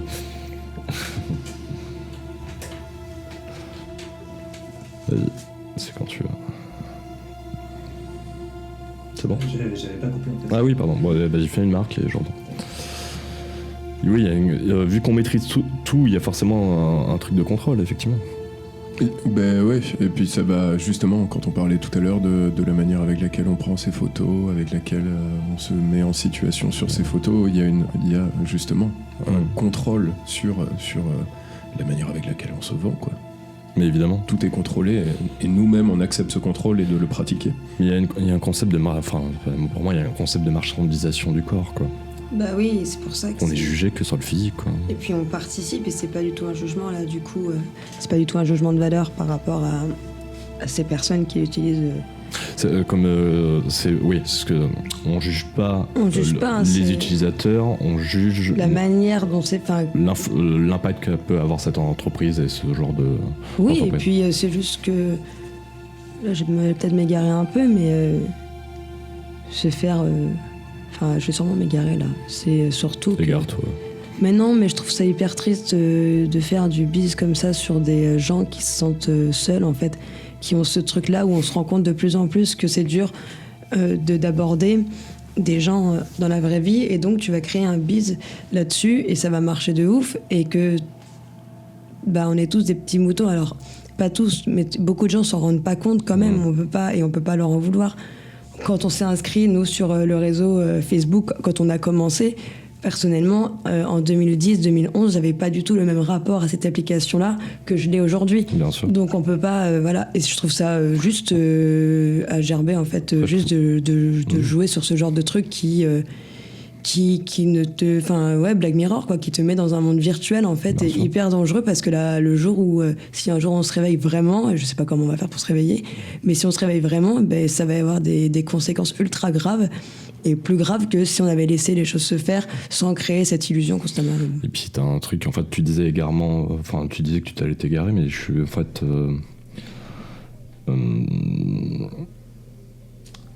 c'est l'histoire du capitalisme moderne de faire du business sur la misère, ça a toujours été comme ça. Oui, je sais, mais je trouve que c'est à gerber en règle générale, le capitalisme moderne. C'est-à-dire, je vais vomir. Non, mais voilà, je veux dire, c'est quand il y a une part de marché, il y a une offre sur quelque chose, en fait, le but c'est de faire un business dessus pour avoir de la rentabilité. C'est un business de la solitude, hein, c'est vraiment un business. Ah oui, c'est ça, oui. Complètement. Mais c'est des applications. Oui, voilà. Mais ça, surtout, enfin, moi, ce que je trouve ouf, c'est l'impact vraiment sur la société, quoi, en fait, enfin sur nous, quoi, qui à travers ce prisme-là. Encore une fois, c'est pas que ça, mais c'est pas que cette appli qui est un machin, qui est responsable de tout. Mais ça, on part de cette appli pour parler d'un problème sociétal, en fait. C'est d'ailleurs, ça, sans parler de Tinder, mais pour commencer, enfin pas pour commencer, mais avant, moi, j'ai été du coup, franchement, pas longtemps, 2 semaines, je pense, sur Adopte un mec. Ouais. Et d'ailleurs, je suis partie au bout de 2 semaines, j'étais vraiment pas très assidu, on va dire, parce que je trouvais le concept sur le papier marrant. Vraiment, au début, sur le papier marrant, avec les pubs qu'il y avait beaucoup dans les métros, les adopte un barbu, adopte un tatoué. Ouais. Donc, alors là, c'est. Le publicitaire a bien fait son travail. Par contre, ouais, super bien fou. Enfin, job de marketing hyper bien, enfin de com, tout ça hyper bien fait. Donc voilà. Et en fait, c'était hyper malsain, mais vraiment malsain, du principe de mettre la femme à l'honneur. Parce que ça faisait vraiment ça, la femme fait son marché et c'est gratuit pour elle. Tous les mecs qui étaient sur ce site-là avaient payé. Je crois que c'était ça. Tous les mecs payaient et nous, c'était gratuit pour nous et on les met dans notre panier. Donc juste déjà, c'est peut-être marrant dit comme ça, mais c'est horrible en fait. Et comment des mecs, et c'est pas le fait que je critique pas les mecs qui étaient sur cette application-là, mais comment on en est arrivé pour que des mecs payent pour que des nanas les mettent dans leur panier. Mais ce qui est intéressant en fait dans ce que tu dis, c'est mais c'est vrai. Non, c'est juste le panier qui me fait rire. Mais c'est le mot, c'était un panier. Oui, c'est un panier. C'est un petit panier avec une nana comme ça et tu fais. Mais c'est ça qui est. Alors déjà, Adopte un mec, ce qui est intéressant sur différents trucs, c'est que déjà, t'as cette espèce d'image de la nana, parce que moi, je vois le logo, c'est toujours une nana avec un caddie en train de pousser, t'as un mec qui tombe dedans. Donc ça rend, je sais pas pourquoi, moi, ça me renvoie à une image de, forcément, c'est la nana qui fait les courses, tu vois. Mais déjà, oui, c'est ça se veut. J'avais pas pensé à ça. Mais si, ça se veut ultra pour la femme, en mode vachement du côté de la femme, mais n'empêche que tu lui donnes un caddie pour faire ses courses. Et surtout, mais c'est symptomatique du fait que... En fait, là, il n'y a pas de truc genre non, on le dissimule, c'est que c'est assumé. C'est un supermarché de la relation, des relations. Ouais. Et donc, il y a une consommation, une surconsommation. Enfin, ce qui en découle, c'est une surconsommation. Bien sûr. Et donc, on peut aussi partir sur la question du temps. Enfin, là, je dérive totalement. Ah, mais non, pas du tout. C'est très intéressant, ça aussi. C'est là où tu voulais... Non, ouais, je sais qu'on a un rapport au temps qui est complètement différent. Ouais. Le fait de ne plus prendre le temps pour faire les choses. Et c'était très intéressant. Je mets ça en même temps en parallèle avec un reportage que j'ai regardé, que vous avez dû regarder aussi, où justement, il y a un Français qui a créé en Angleterre une application où le principe de cette application... Alors moi, personnellement, je suis pas pour les applications, qu'elle soit plus politiquement correcte ou pas ça, pour moi ça ne change rien, mais l'idée, le concept est plus intéressant, je trouve, puisque l'idée c'est que par jour tu ne peux avoir qu'un seul match, tu ne peux rencontrer qu'une seule personne par jour, c'est-à-dire que t'es pas dans oui, genre comme Bumble, un truc comme ça. Non, Bumble c'est plutôt c'est les nanas qui peuvent t'as un nombre d'heures c'est un nombre d'heures pour faire le premier pas et c'est à la nana de faire le premier pas. Ouais, d'accord. Mais moi j'ai vu un truc très effrayant comme appli. Ouais. J'ai vu 2 trucs. Il y en a une, c'est en gros, alors c'est pour sécuriser. Je t'ai coupé peut-être. Non, mais je reviendrai sur la question du temps après. Je vais juste faire cet aparté parce que après on repartira sur la question du temps en général. J'ai des trucs aussi à dire. J'ai vu j'ai des trucs à vous dire. J'ai des choses à vous dire. Donnez-moi ce micro.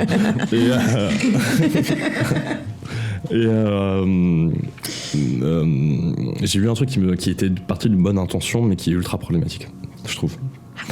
C'est une appli qui est développée par des Français qui permettent en fait en gros d'avoir des matchs et en gros pareil, et sauf que les nanas après leur rendez-vous donnent une note.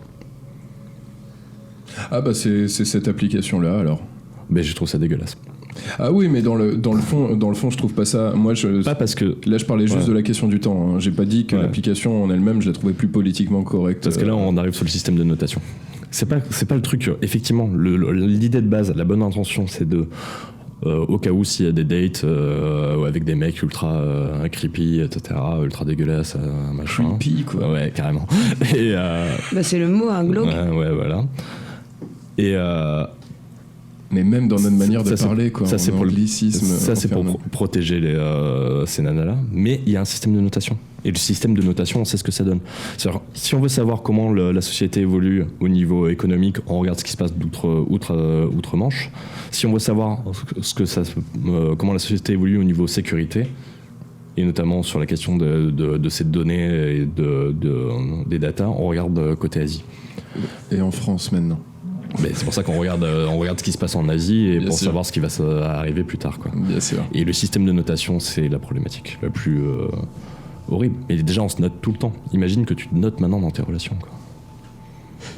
Ouais, là, ça devient quand même. Je veux dire, Non, mais c'est la suite. combien d'années de féminisme a-t-il fallu pour dénoncer des quotas de mecs qui fassent des notes dans les bahuts, enfin quand t'étais, tu vois, on a machin, pour arriver au stade où on en revient à réutiliser les mêmes méthodes Mais entre nous. Oui. Mais consciemment et volontairement, tu vois. C'est-à-dire que c'est vraiment, ça prouve encore une fois que l'enfer est pavé de bonnes intentions, quoi, tu vois. À ce niveau-là. Bien sûr.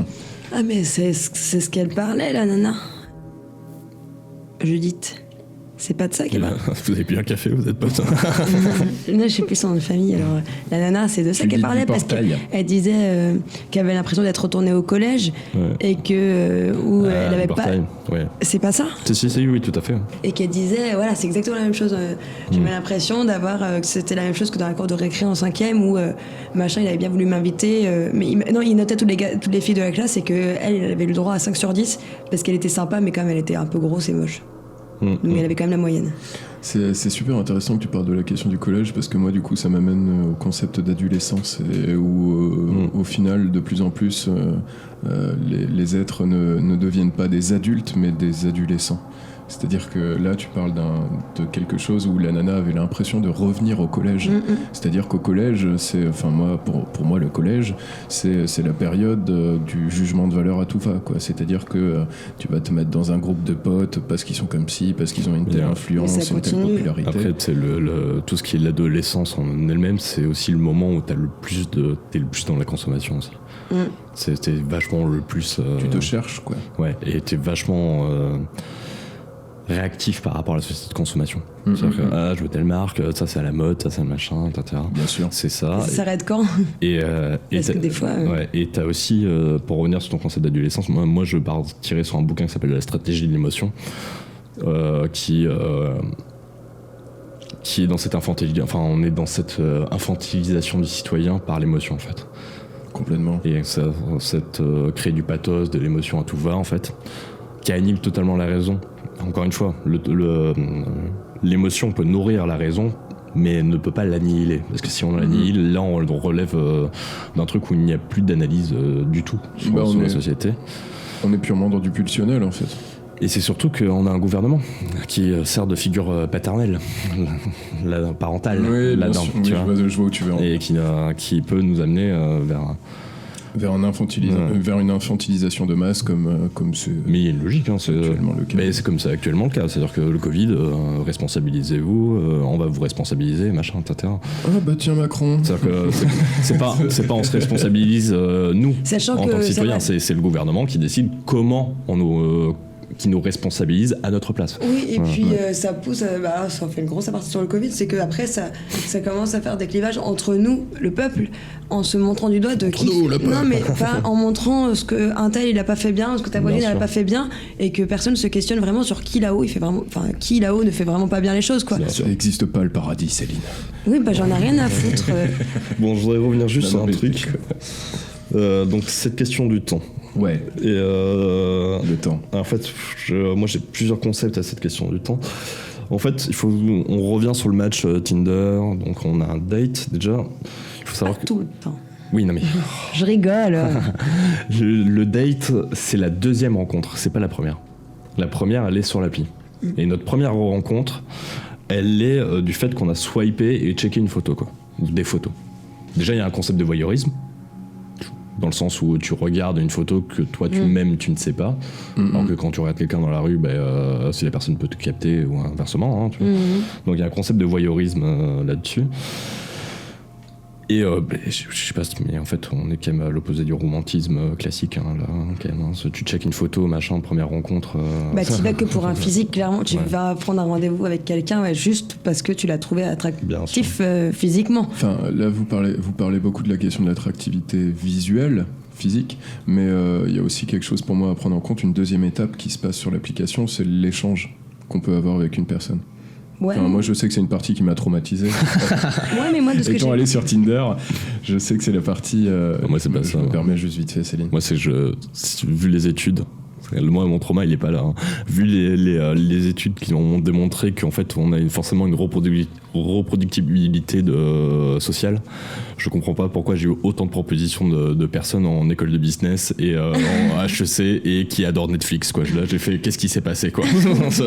Ah ben moi c'est pareil, enfin ça a été ce truc de l'archétype, c'était une personne qui sort soit d'une école de business, soit qui est dans la vente, voilà, c'est ça, c'était Business School de Rennes et Netflix. Et voilà. Chill. C'est une description de merde. Ça aussi, hein. C'est comment tu veux être unique et en même temps tu t'uniformises totalement, quoi. Avec c'est ça.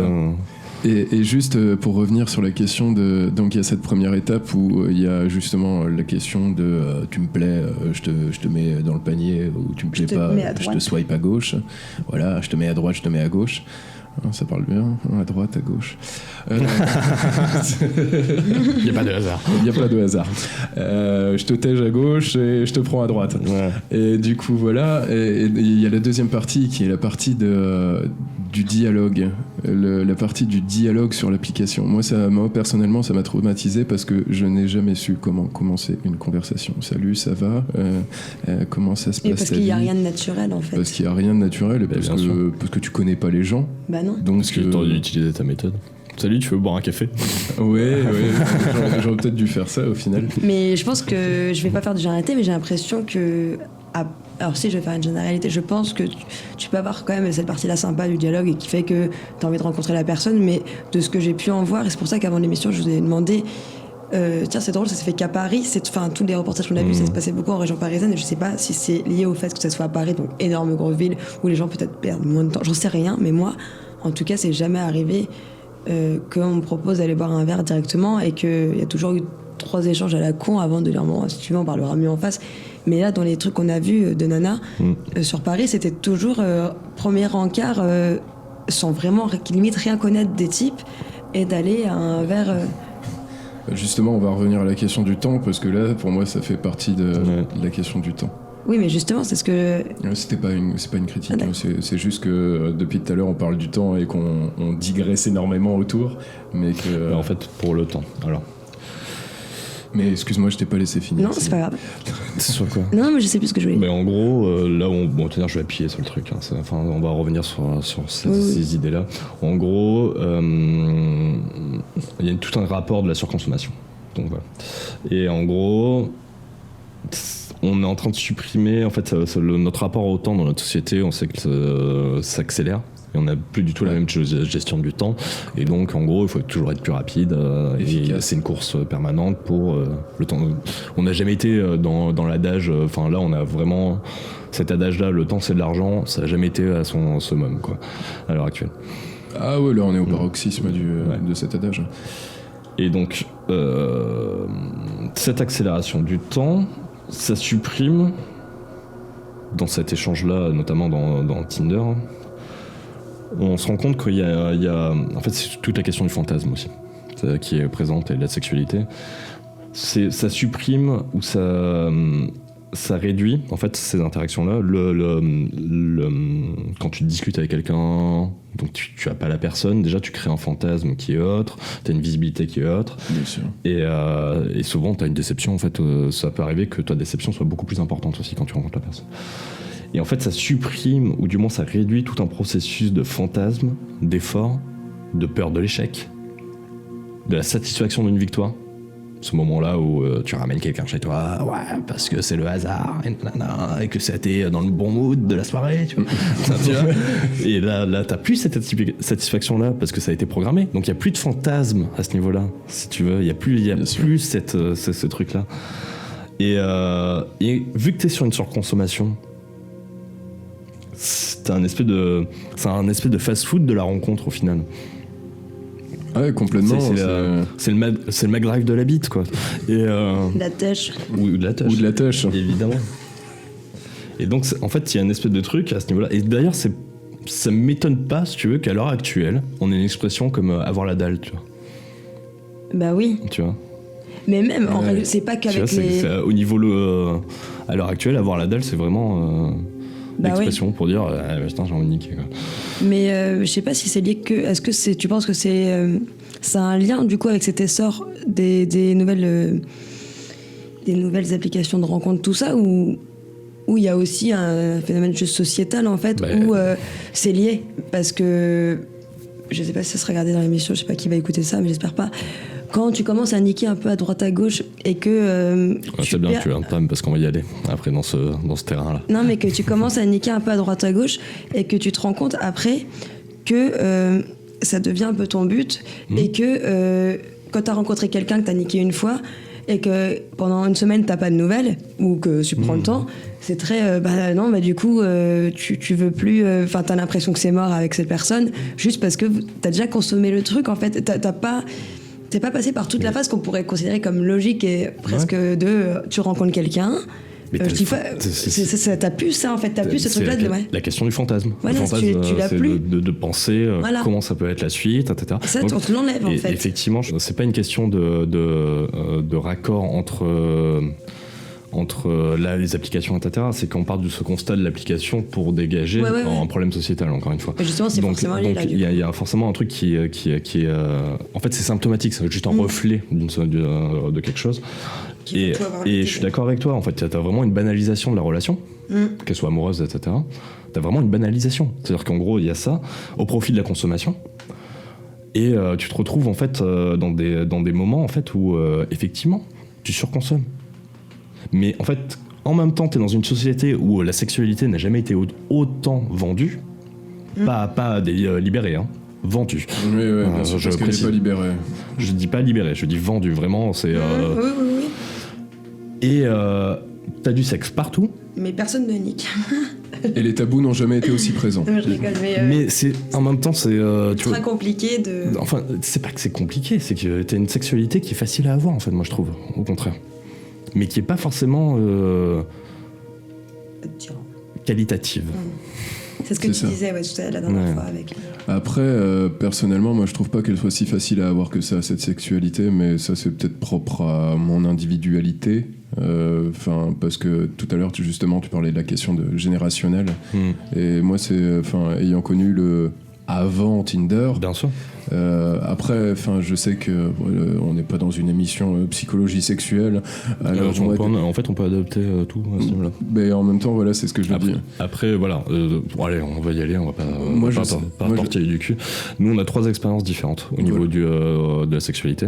Ouais. Moi, juste pour. Je voulais juste faire une petite présentation. Vas-y, fais une présentation. Allez, vas-y, parle de ça. Donc, toi, t'as une expérience de surconsommation au niveau sexuel. Ouais. C'est pas vrai, non, vous dites. Non, mais c'est vrai, voilà, t'as cette expérience-là, et t'en dégages un bilan propre à ton expérience. Donc Céline, pour je ferai pas de pub pour l'émission, personnellement. Toi, t'as une expérience... lente. Et t'as eu une expérience de quelqu'un qui était dans la surconsommation ? J'ai eu l'expérience de quelqu'un à travers ma relation qui était dans la surconsommation, mais moi je suis quelqu'un qui a toujours été très en retard, on va dire, par rapport aux normes. C'est pas en retard, c'est juste que chacun développe son truc, sa sexualité propre à lui-même. Considéré comme un retard au point. Mais je veux dire, t'as eu une expérience de à la fois proche et en regard extérieur de ce truc-là. C'est ça. Toi, t'as été dans le bain directement. Et moi, c'est vraiment la vieille de la vieille, quoi. J'ai une expérience très classique dans un premier temps de la sexualité, c'est-à-dire très école de nos darons, quoi. Et après, moi, j'ai été vraiment dans l'expérience de l'expérimentation. textuel. C'est dans la question de l'expérimentation politique, je revivais les années 70, moi, quoi. C'est la question de l'amour, qu'est-ce qu'il en était, etc. Comment on repense les choses, comment on redéfinit ça. Donc déjà, on a 3 expériences qui sont complètement différentes. Et un idéal de base aussi qui est sûrement différent sur la conception de ce que l'on recherche à travers... Forme et fond. Peut-être dans la forme, mais dans le fond, je pense qu'on se relaye parce que... Ouais, bien sûr. Parce que sinon, on serait pas là autour de cette table à être d'accord sur le même point, le même sujet. Bien sûr, bien sûr. Tu vas te calmer, On n'est pas Sarkozy. d'accord, hein, déjà. Tu vas te calmer, Sarkozy, tu vas te calmer. Non, mais on se rend compte qu'il y a quand même un truc de... Effectivement, dans la gestion du temps, et je sais que tu voulais en arriver, il y a un truc du cycle qui est beaucoup... Enfin, les cycles de rencontres sont beaucoup plus courts.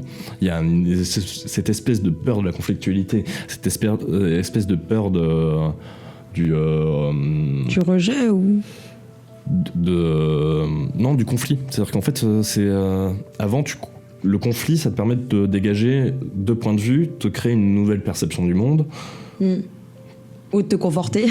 Ou te conforter sur une perception du monde, mais en gros, la question conflictuelle te permet de te dégager une construction, en fait. Et ça, tu l'obtiens aussi bien dans la mixité sociale, tu vois. C'est un truc où tu as différents milieux sociaux, etc. Tu te confrontes sur des points de vue que toi, tu n'avais pas pensé, tu t'affrontes, et en fait, tu peux créer une ouverture d'esprit, essayer de dégager une pensée, essayer d'avoir un truc qui est commun, essayer de créer tu construis, en fait. Et ça, t'as cette annihilation-là, t'as cette annihilation de la peur de l'échec. Enfin, t'as cette annihilation de l'échec. Donc cette peur en gros, c'est même pas une peur, parce qu'au final, encore une fois... Tu veux pas, c'est même pas la peur, c'est que tu veux plus, en fait, tu veux pas perdre de temps. C'est ça, t'as la banalisation, et en plus Tinder, j'allais dire Facebook, Tinder te crée aussi un truc, c'est que tu sais pas quand tu te prends un râteau, vu que quand tu swipes et que tu matches, c'est forcément dans un concept de réciprocité, donc il y a que des réussites, il y a jamais des échecs, dans la première rencontre. Non, sauf quand tu dis... Moi, je suis pas tout à fait d'accord avec ce truc-là de tu sais pas quand t'as que conscience des réussites, parce que non, en fait, t'as conscience que... Ben si. Ouais, mais si pendant, je vais dire une bêtise, mais pendant 3 jours, t'as sweepé quand même pas mal à droite, et que 3 jours après, tu te réveilles, t'as toujours 0, tu te rends compte que personne ne t'a aimé en retour. Oui, mais ça veut pas dire que personne n'a liké pour toi. Enfin, n'a pas swipé pour toi. Ça veut pas dire que mais y a pas eu, tu n'as pas la visibilité de l'échec. Tu as juste l'indifférence. Tu n'as pas la visibilité de l'échec. Ah oui, c'est pas comme si tu recevais à chaque fois machin, vous a refusé, machin, vous a refusé. C'est pas comme quand tu vas dans un bar, tu commences à draguer une nana et qu'elle te fout un râteau, quoi. Ah, ça réveille, hein. Tu vois, ça n'existe pas, ça. Moi, c'est quelque chose, personnellement, qui m'a toujours fait très peur. J'ai toujours eu énormément de mal à aller vers les nanas parce que j'ai toujours eu peur du râteau. Et à un moment, je me suis lancé, mais du coup, je me suis trouvé ridicule. Oui, non, mais ça c'est d'autres... Ça, c'est les conceptions d'expérience, mais... Bien sûr. Mais ça te construit. Ça te construit et ça te forge. Et après, t'apprends à accepter. Et t'as aussi la question de courage qui rentre là-dedans. Oui, et puis... la prise de risque. Tu fais toujours te partir que tu... Non, mais tu crèveras pas d'un nom, quoi. Donc, et puis sociétalement, t'as la question du courage individuellement. Et de la prise de risque. Si tu n'as plus de risque, si t'es que dans la sécurité, c'est pas... C'est confortable, mais c'est pas forcément très jouissif. Et c'est surtout que c'est pas le concept de la passion, de la relation, quoi. Enfin, clairement, s'il y a un truc qui est le plus propre dans l'insécurité, c'est les relations humaines. Hein. Donc déjà, c'est mal parti sur le dos, quoi, tu vois. Donc il y a une volonté aussi individualiste il y a une volonté de porter une philosophie individualiste là-dedans. Oui, totalement. Et puis un rapport à ça transforme aussi un rapport à la sexualité. C'est quoi ce truc? C'est la consommation. Enfin, il y a un côté très... Enfin, comment dire, tu sais plus ou moins, alors on va faire la généralité, je sais bien qu'il y a des cas à part, qu'il y a des gens qui sont rencontrés, etc. Mais on le dit tous, hein, le premier truc qui vient en tête quand on dit je suis sur Tinder, c'est évidemment que t'as la dalle, toi, ou alors t'as envie de niquer, ou voilà, c'est très con, c'est comme ça, mais voilà, c'est comme ça. Et du coup, t'as ce truc-là, un peu de la pression, j'imagine. Alors moi, j'ai pas eu beaucoup de rencarts Tinder, mais quand j'en ai eu, c'était ça, tu te disais... Ouais, tu es la seule à en avoir eu, parmi nous 3. Ouais, mais c'était pas depuis que j'y suis retournée, pas sur mes dernières expériences. Je disais que tu stipules ça. Je stipulais juste l'expérience. Mais justement, quand j'ai eu mes rencarts, j'ai eu deux ou trois. C'était quand j'étais dans cette dynamique encore de la surconsommation. Et bizarrement, pourtant j'étais comme ça, j'étais une personne qui consommait beaucoup, on va dire, à ce niveau-là, bah, ça n'a pas marché du tout pour moi, les sites de rencontres, parce que peut-être que j'étais dans la surconsommation, mais je restais quand même un peu... c'est très con dit comme ça, mais les pieds un peu sur terre. Et ce qui me plaisait dans cette surconsommation, c'était quand même le côté de j'ai rencontré quelqu'un en vrai d'abord, et puis après, même si on n'échangeait que 2 mots, au moins c'était 2 mots en réalité, et bam, on a été niqué.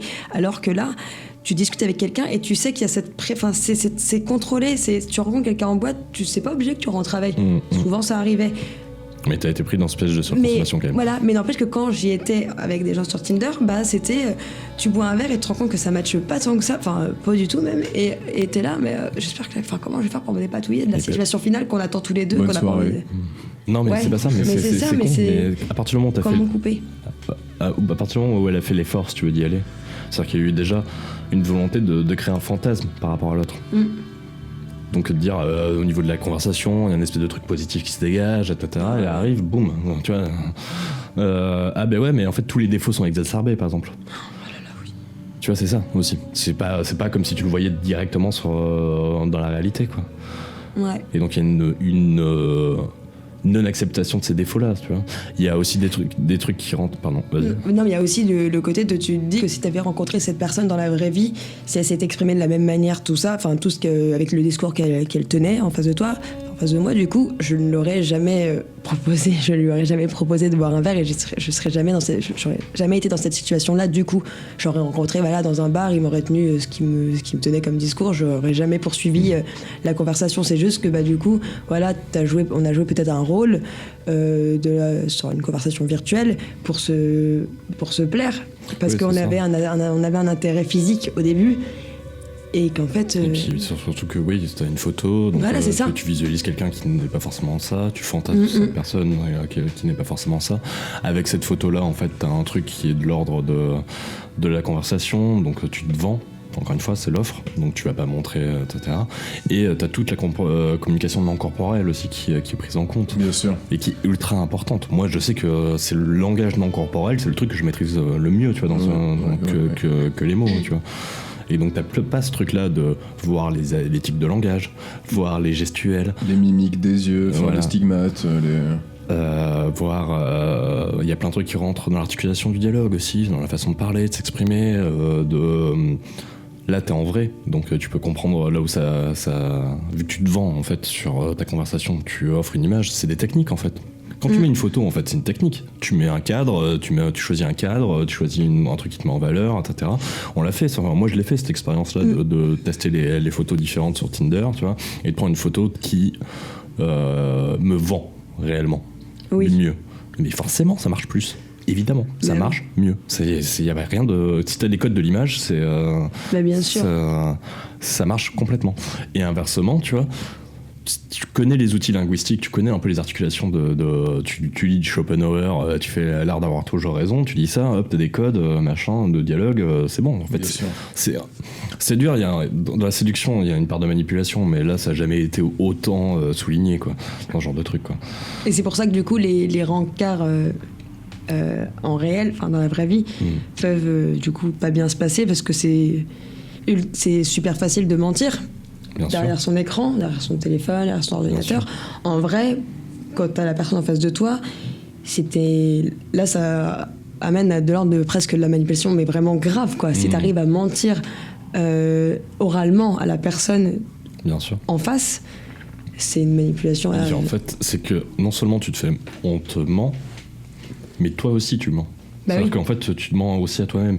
Donc en gros, il y a une espèce de truc déjà de rencontre basé sur un truc qui est à moitié vrai. Enfin, en tout cas, c'est une mensonge par omission, parce que même si tu n'en as pas conscience, quoi, voilà. Et puis il y a de ça, et puis il y a aussi le fait que là tu parles en ton nom, mais moi je connais des personnes qui...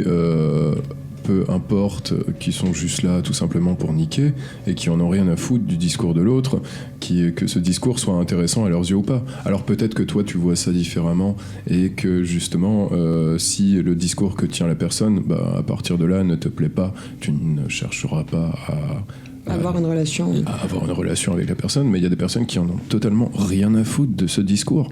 Ah oui, totalement, mais du coup là je pense, moi je suis pas comme ça, mais il y a pas de jugement alors, mais je suis pas comme ça, mais j'imagine du coup que si t'en as rien à foutre du discours, tu fais pas semblant de créer une conversation. imagine un truc, parce que là on est en train de parler de ça, mais imagine un truc dans la vraie vie. Parce que là, en fait, toi t'envoies ça, etc., tu discutes à ton match, tu discutes avec les gens, mais qui te dit que le mec ou toi-même, t'es pas en train de discuter avec 17 personnes en même temps, tu vois, de la même façon.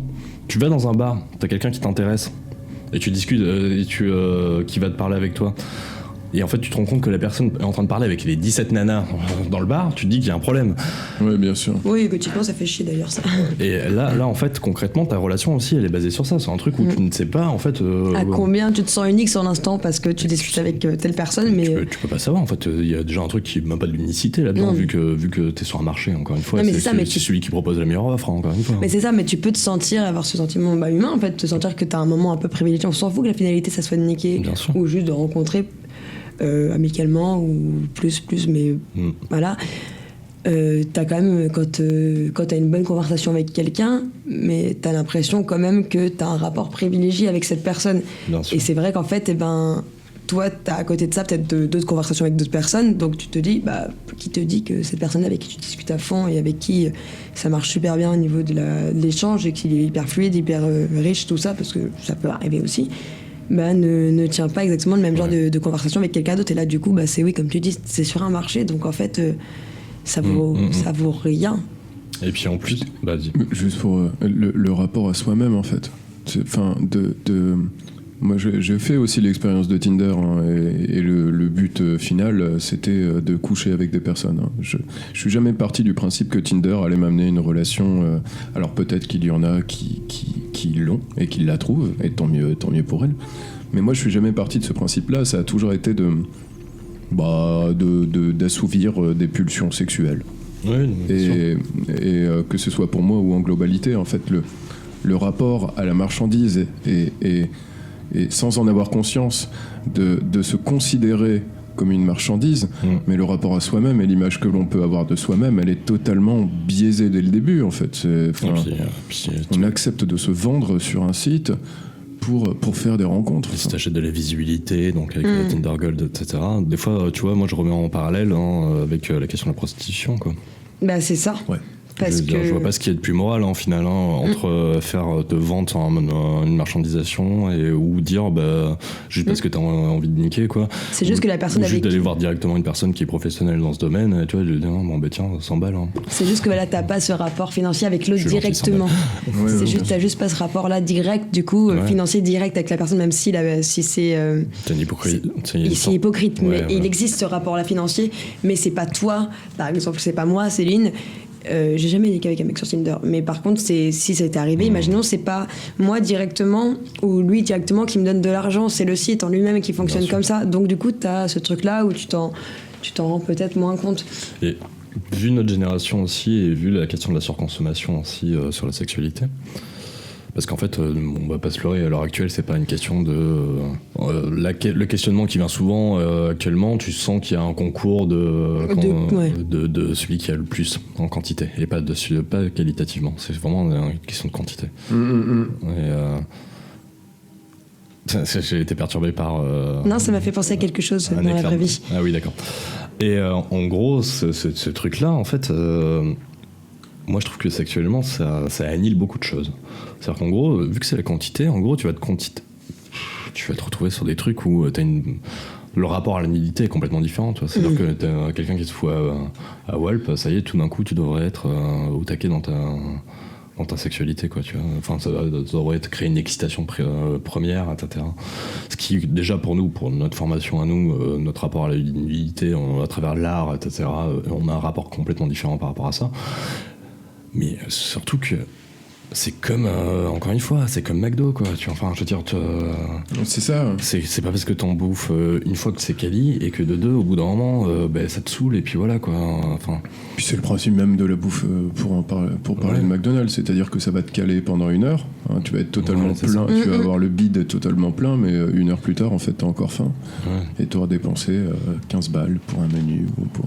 Et puis c'est ça. Et puis c'est pas le plaisir du produit en lui-même, c'est la quantité de produit qui revient sur le truc, quoi, tu vois. Surtout quand tu rentres dans cette dynamique-là. Enfin, et c'est pas que propre à... Mais est-ce que cette dynamique-là, qui n'est pas propre, soit dit en passant, mais que toi, quand tu te retrouves, par exemple, dommage collatéral de cette dynamique? Est-ce qu'elle n'a pas une influence aussi sur nous, tu vois? Mais bien sûr, en fait, c'est une espèce de Enfin, moi, j'ai entendu plusieurs discours de nanas, par exemple, sur Tinder, qui pouvaient me dire que, en fait, on nous prend souvent, nous les nanas, comme des...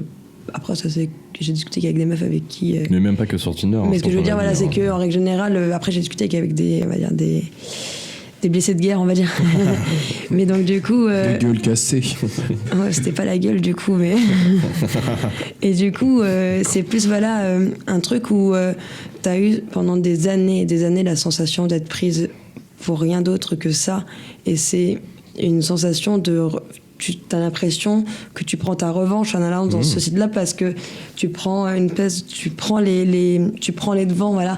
Quand tu te mets en disant je vais me mettre au même niveau que ces chiens qui m'ont pris que... Enfin, tu vois, j'y vais fort. Moi, j'ai pas pensé comme ça, mais tu commences à dire ça, tu vois, que tu vas te mettre au même niveau que les gros dalleux.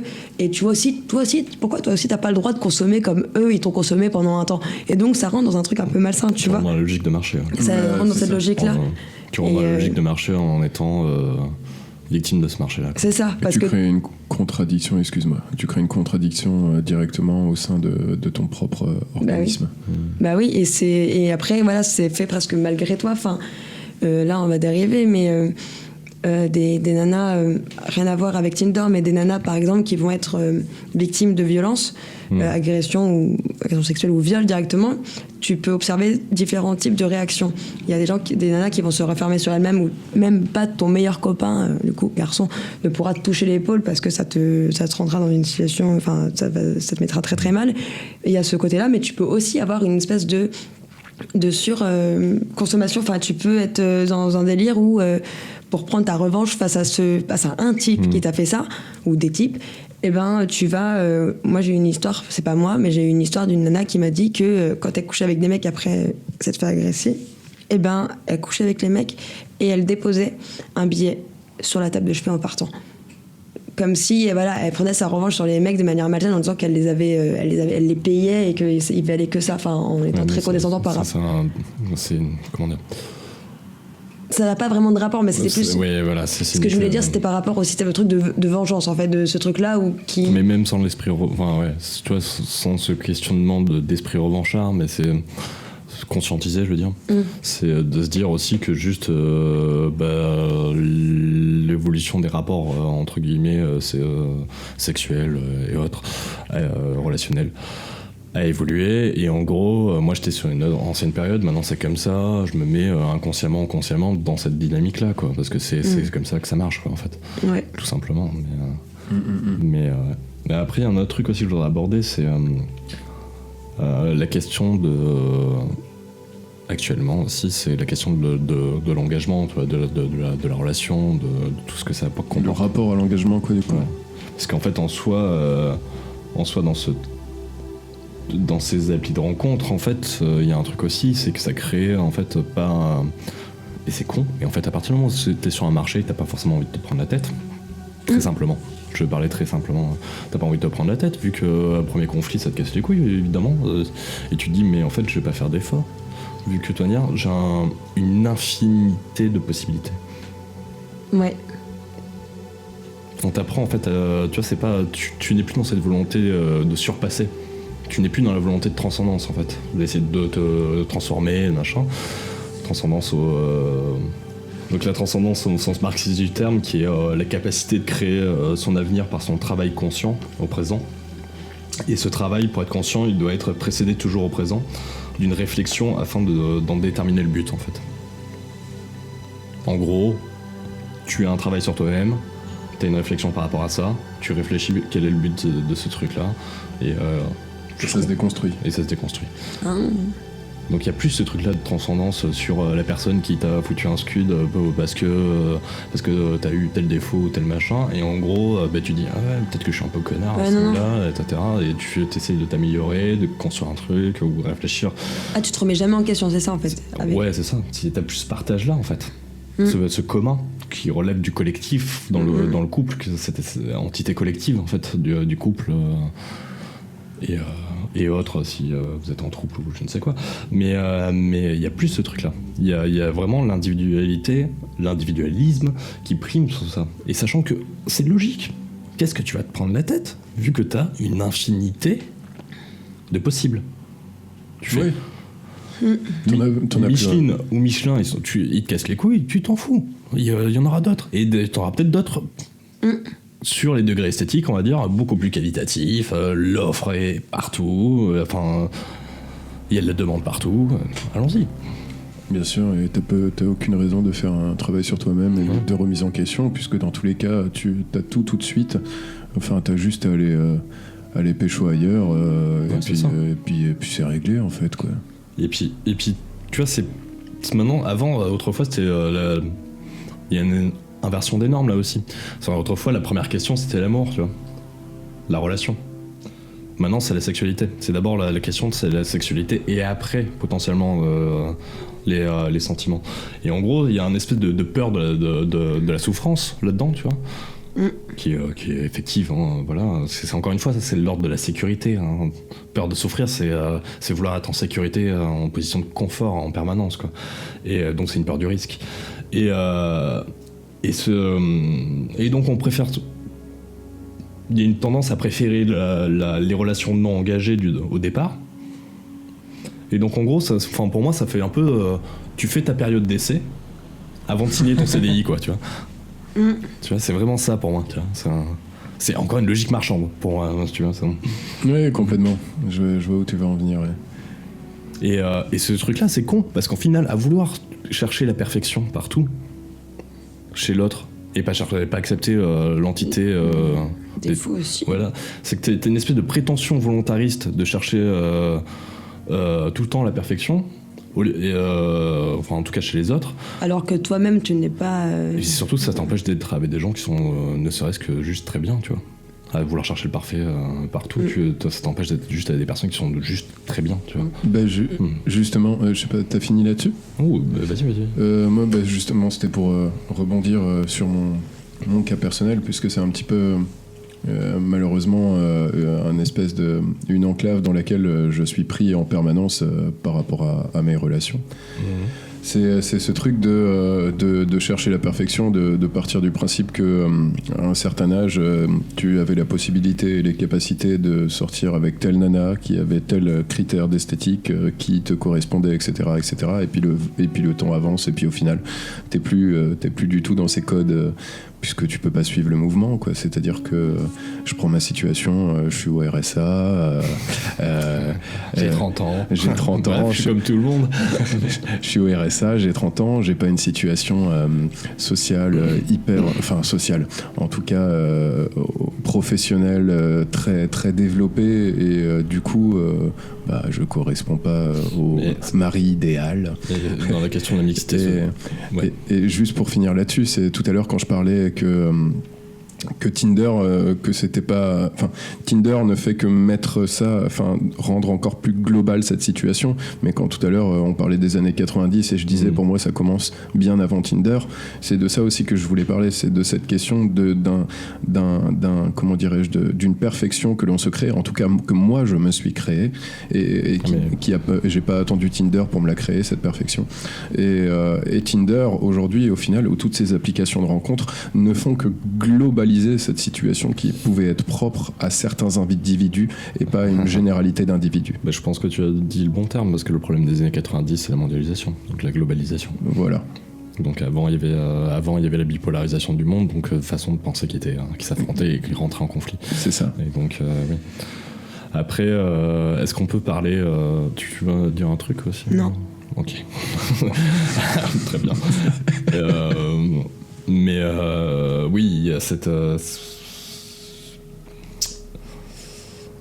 je pense qu'on peut... enfin, il y a énormément de problématiques sur la conception relationnelle actuellement. Ça, c'est clair, net et précis. Oui, mais après, on se casse plus les... Il y a une logique politique, je pense. Bien sûr, mais ce genre d'application, c'est ce qui est problématique, en fait, pour le futur. En fait, c'est juste que, clairement, on se casse qu'on se casse pas le cul, quoi, à rencontrer, à faire l'effort de te sortir les doigts et d'aller discuter, d'avoir un temps soit un peu de courage et d'aller vers quelqu'un d'autre. En fait, on n'est jamais mort d'un râteau, hein, même si c'est compliqué tout ça. Ça dépend. Il y a un accident ça peut faire mal, mais oui. Non, vas-y, finis. Je garde mon idée en tête. Moi, je pense que c'est d'ailleurs peut-être pour ça que ça n'a jamais fonctionné pour moi, cette application-là. C'est que malgré tout, je suis beaucoup trop dans le truc du présent et de la rencontre réelle. Et que c'est tout là l'intérêt en fait, de la personne que j'ai en face de moi après. Et que même si c'est juste pour une histoire sans lendemain, il y a toujours cette satisfaction. Du coup, moi, je retrouve du narcissisme un peu, mais dans le côté réel de... et je trouve ça plus valorisant de savoir que tu as plu à quelqu'un un instant T, même si c'était que lié sur du physique, mais au moins j'étais moi en vrai, avec mes gestes, avec ma voix, avec sûrement un défaut sur la gueule, tu avais sûrement un bouton, enfin j'en sais rien, mais j'ai réussi à plaire à quelqu'un un instant T en étant moi à ce moment-là, et pas à travers une photo que j'ai choisie en posant correctement. Ce qu'on disait tout à l'heure, quoi. Ouais, c'est ça. Dans l'entièreté de ma personne, en fait. Dans la situation, dans le contexte, et dans l'entièreté de ta complexité de ta personne. C'est ça. Après, comme on a dit, le moment de la drague, c'est forcément... Enfin, quand on charme ou le flirt, t'es pas à 100% toi-même mais évidemment, mais bien sûr, mais par contre c'est hyper... Elle est pas infâme. Elle est pas dégueulasse, quoi. Il y a rien de dégueu, il y a rien d'immoral en fait là-dedans. Ça dépend qui tu es, je sais bien, ça dépend qui tu es, mais... on va pas questionner la moralité sur ça, mais... Parce que le rapport de l'autre à la moralité n'est pas forcément le même, je pense. Ouais, et puis sur quoi ? Sur la question de la moralité. Moi, personnellement, la moralité, c'est quelque chose qui me dérange, puisqu'elle est propre à chaque effet... Enfin, c'est la culture qui crée la moralité. Moi, je sais que la mise en scène, tu vois, de ce genre de choses me fatigue très vite. Moi, je déteste ça me casse les couilles. C'est un truc qui me casse les couilles. J'ai l'impression de me perdre du temps. Mais au moins, de pas être moi. Ça m'intéresse pas, quoi. Déjà, à partir du moment où il faut... si tu te bases sur une non-sincérité, je veux dire... Oui, mais ce que je voulais dire, c'est fatigant. C'est que c'est quand même hyper inquiétant sur le futur de savoir que avec l'essor de tout ça, ça n'existera plus. Ouais. Comme déjà c'est de plus en plus compliqué, j'imagine, pour un garçon. On en a déjà parlé tous les deux, c'est pour ça que je dis ça. Pour un garçon d'aborder une fille dans un bar ou dans la rue, c'est délicat dit comme ça. Mais je veux dire, en tout cas dans un bar, un lieu un peu plus festif, machin, c'est toujours délicat avec cette montée-là aussi du féminisme où t'as pas envie d'être intrusif comme personne, t'oses pas aller vers une nana parce que t'as pas envie qu'elle se sente un petit peu agressée et dérangée dans son environnement. Donc déjà ça c'est compliqué à ce niveau-là, alors qu'il n'y a pas de mauvaise intention, tu peux être agréable, gentil, sans avoir d'arrière-pensée de la ken à la sortie du bar, c'est pas forcément ça. Donc déjà que c'est difficile à ce niveau-là, avec tout ça, si en plus de ça, il n'y a que les applications qui fonctionnent et qui sont ancrées dès le plus jeune âge en fait pour rencontrer quelqu'un, mais tout ça, ça n'existera plus et ça sera presque, je sais pas comment dire ça, presque grave et dangereux, je sais pas comment on pourrait... Est-ce que tu veux... Je te laisse pas dire. Ouais, vas-y, dis. Non, mais j'avais cru comprendre dans ce que disait Céline que le féminisme imposait un certain... Non, c'est que ça... C'est pas ça. C'est qu'en fait, par exemple en Norvège, c'est les nanas qui draguent. Ouais, ça, je trouve ça... ça, c'est une problématique que pour moi, qui n'existe pas... c'est une problématique qui n'existe pas... c'est quelque chose qui n'existe pas en France et pourtant, je trouve ça super intéressant. C'est ancré, si tu veux, en France et c'est une problématique que ce soit les mecs qui doivent faire le premier pas, etc. C'est ça. Donc il y a une espèce de dualité entre la modernité de la question des genres et l'espèce de tradition viriliste ancrée du patriarcat là-dedans. Que c'est le mec qui doit faire le premier pas. Voilà. Et en gros, toi, t'es au milieu et tu fais mais qu'est-ce que je fais, quoi. Oui, c'était ça que je voulais dire. Tu fais rien. C'était ça que je voulais dire. En fait, c'est pas du tout le féminisme, c'est pas bien, ça impose ça. C'est plutôt justement, c'est très bien parce que ça a pu calmer aussi certains mecs sur le fait de venir t'embêter dans ton environnement. Alors, moi, je voulais juste terminer sur un truc parce que je pense qu'on a quand même fait le tour de la question. Ouais. Enfin. Notre petit tour de la question. Ouais, c'est ça. Est-ce qu'on peut dire qu'on est dans dans la continuité de la société du spectacle ? Complètement. tu peux peut-être rappeler, parce que je pense que tous ceux qui écoutent, moi je le connais très bien, hein, mais tous ceux qui écoutent l'émission ne connaissent peut-être pas Guy Debord. Donc tiens. Enfin, tu connais très bien, c'est hyper complexe. Très rapidement, très résumé vulgarisé, de la société du spectacle, c'est une conception que le spectacle, c'est le stade achevé du capitalisme. Il est un pendant concret de l'organisation économique qui permet à la société contemporaine de légitimer l'universalité d'une vision unique de la vie, en l'imposant au sens et à conscience de tous via une sphère de manifestation, qu'elle soit audiovisuelle, bureaucratique, politique. Maintenant, on peut parler, je pense, de l'univers numérique et cybernétique. Le but de ce dispositif est de maintenir la reproduction du pouvoir et de l'aliénation, c'est toujours cette question d'aliénation, ce qui conduit inexorablement à la perte du vivant et à la perte du réel. Me regarde pas, moi je savais, c'est pour les gens qui écoutent. Est-ce qu'on peut dire qu'on est dans la continuité de la société du spectacle ou pas ? Moi je pense qu'on y est totalement. Là c'est même plus la continuité, je pense que c'est l'aboutissement. C'est possible aussi. Ouais. Pour moi, on arrive à un aboutissement de cette question, de ce concept sur la société du spectacle.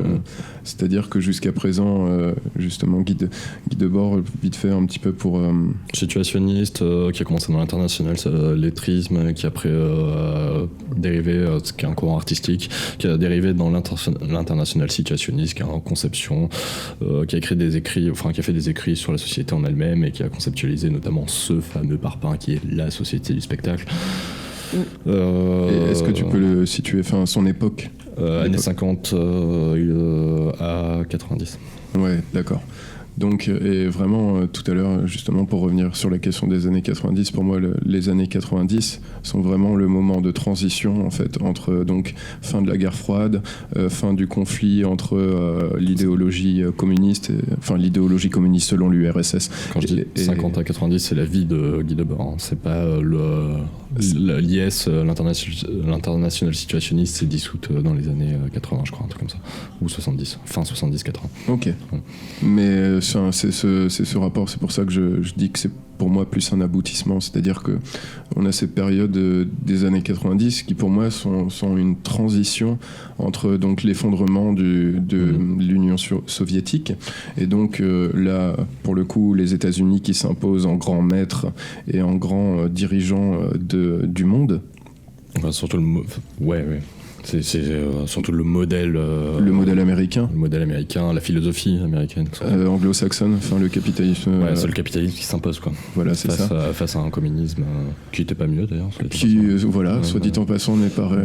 Encore une fois, c'est une question de réingérer des concepts philosophiques pour les comment dirais-je, les diriger vers ses propres intérêts. Mais tout l'intérêt de cette bipolarisation, c'est justement la conflictualité, créer une émergence de la pensée. Alors que là, il y a une uniformité de la pensée, étant donné qu'il n'y a plus d'opposition, de conflictuelle.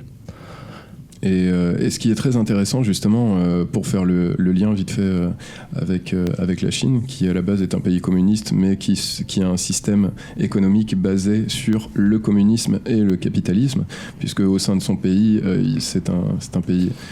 Certes. Je digresse. Oui, je sais. Mais, c'est pour ça que j'attends que tu regresses. Mais je vais regresser. Donc, la Chine, qui est justement une représentation dans son organisation étatique d'un pays communiste, c'est-à-dire qu'il y a centralisation de tout. Et à côté de ça, ils sont tournés vers le monde, donc ils sont tournés vers tous les pays. Et il y a un rapport au capitalisme néolibéral.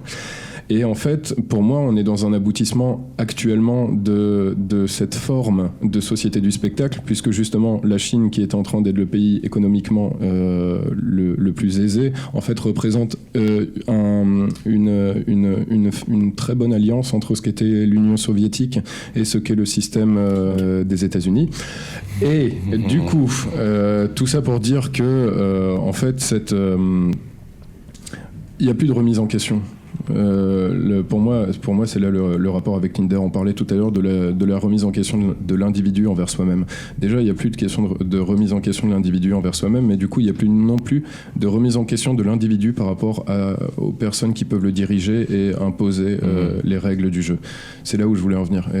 Et en fait, du coup, n'ayant plus de remise en question, l'être humain n'est plus dans une interaction, mais il est juste dans un suivi de la situation, c'est-à-dire qu'il vit sa vie au jour le jour, mais sans réellement avoir de penser ou de réfléchir les choses différemment. Là où moi je trouve le pont, encore une fois, quand il faut savoir au niveau digital, contrôle, etc., avec, je disais qu'il fallait voir du côté de l'Asie, c'est que la Chine, il faut comprendre qu'ils sont tous un smartphone, tout passe par un smartphone, c'est-à-dire que t'as des détecteurs tu passes ton QR code pour montrer que t'es allé dans le métro, donc comme ça fait un suivi Covid, t'as un système de notation des citoyens, et donc t'as ce système de notation, t'as une reproduction de la mixité sociale. Forcément, quand t'es pas coté, tu vas être avec des gens qui sont pas cotés non plus, quoi. Et si t'as une bonne note, ton salaire est augmenté aussi, si je dis pas de bêtises. Et je pense que c'est...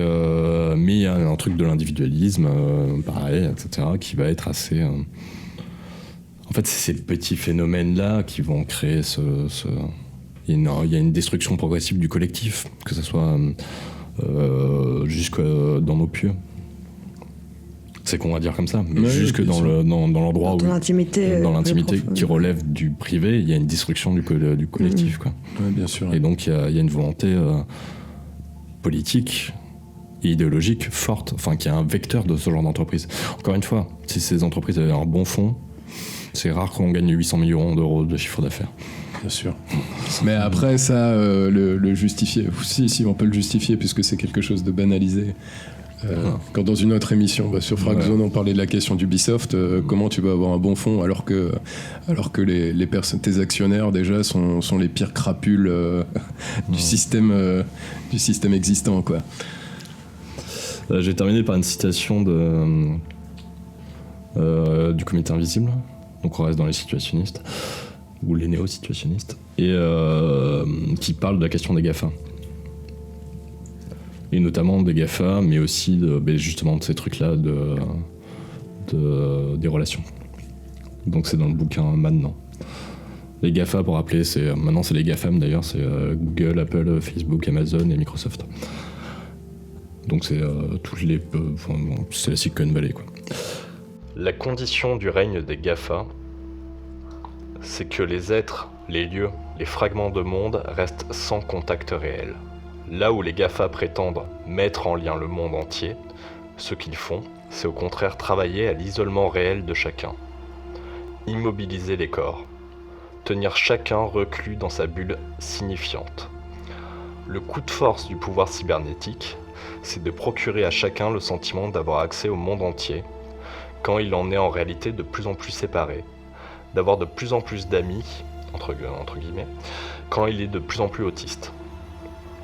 La foule sérielle des transports en commun a toujours été une foule solitaire, mais chacun ne transportait pas avec lui sa bulle personnelle comme depuis que sont apparus les smartphones. Une bulle qui immunise contre tout contact, en plus de constituer un parfait mouchard. Cette séparation voulue par la cybernétique pousse de manière non fortuite dans le sens de la constitution de chaque fragment en petite entité paranoïaque, dans le sens d'un processus de dérive des continents existentiels, où l'étrangeté qui règne déjà entre individus dans cette société se collectivise férocement en 1000 petits agrégats en délire. Contre cela, il y a à sortir de chez soi, aller à la rencontre, prendre la route, travailler à la liaison conflictuelle, prudente ou heureuse, entre les bouts de monde. Il y a à s'organiser. S'organiser véritablement n'a jamais été autre chose que s'aimer.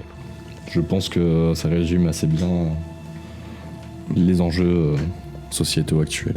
Oui, bien sûr. Est-ce que vous avez un petit mot à dire, hormis cette citation-là ? Je ferais pas mieux de toute manière. Ok.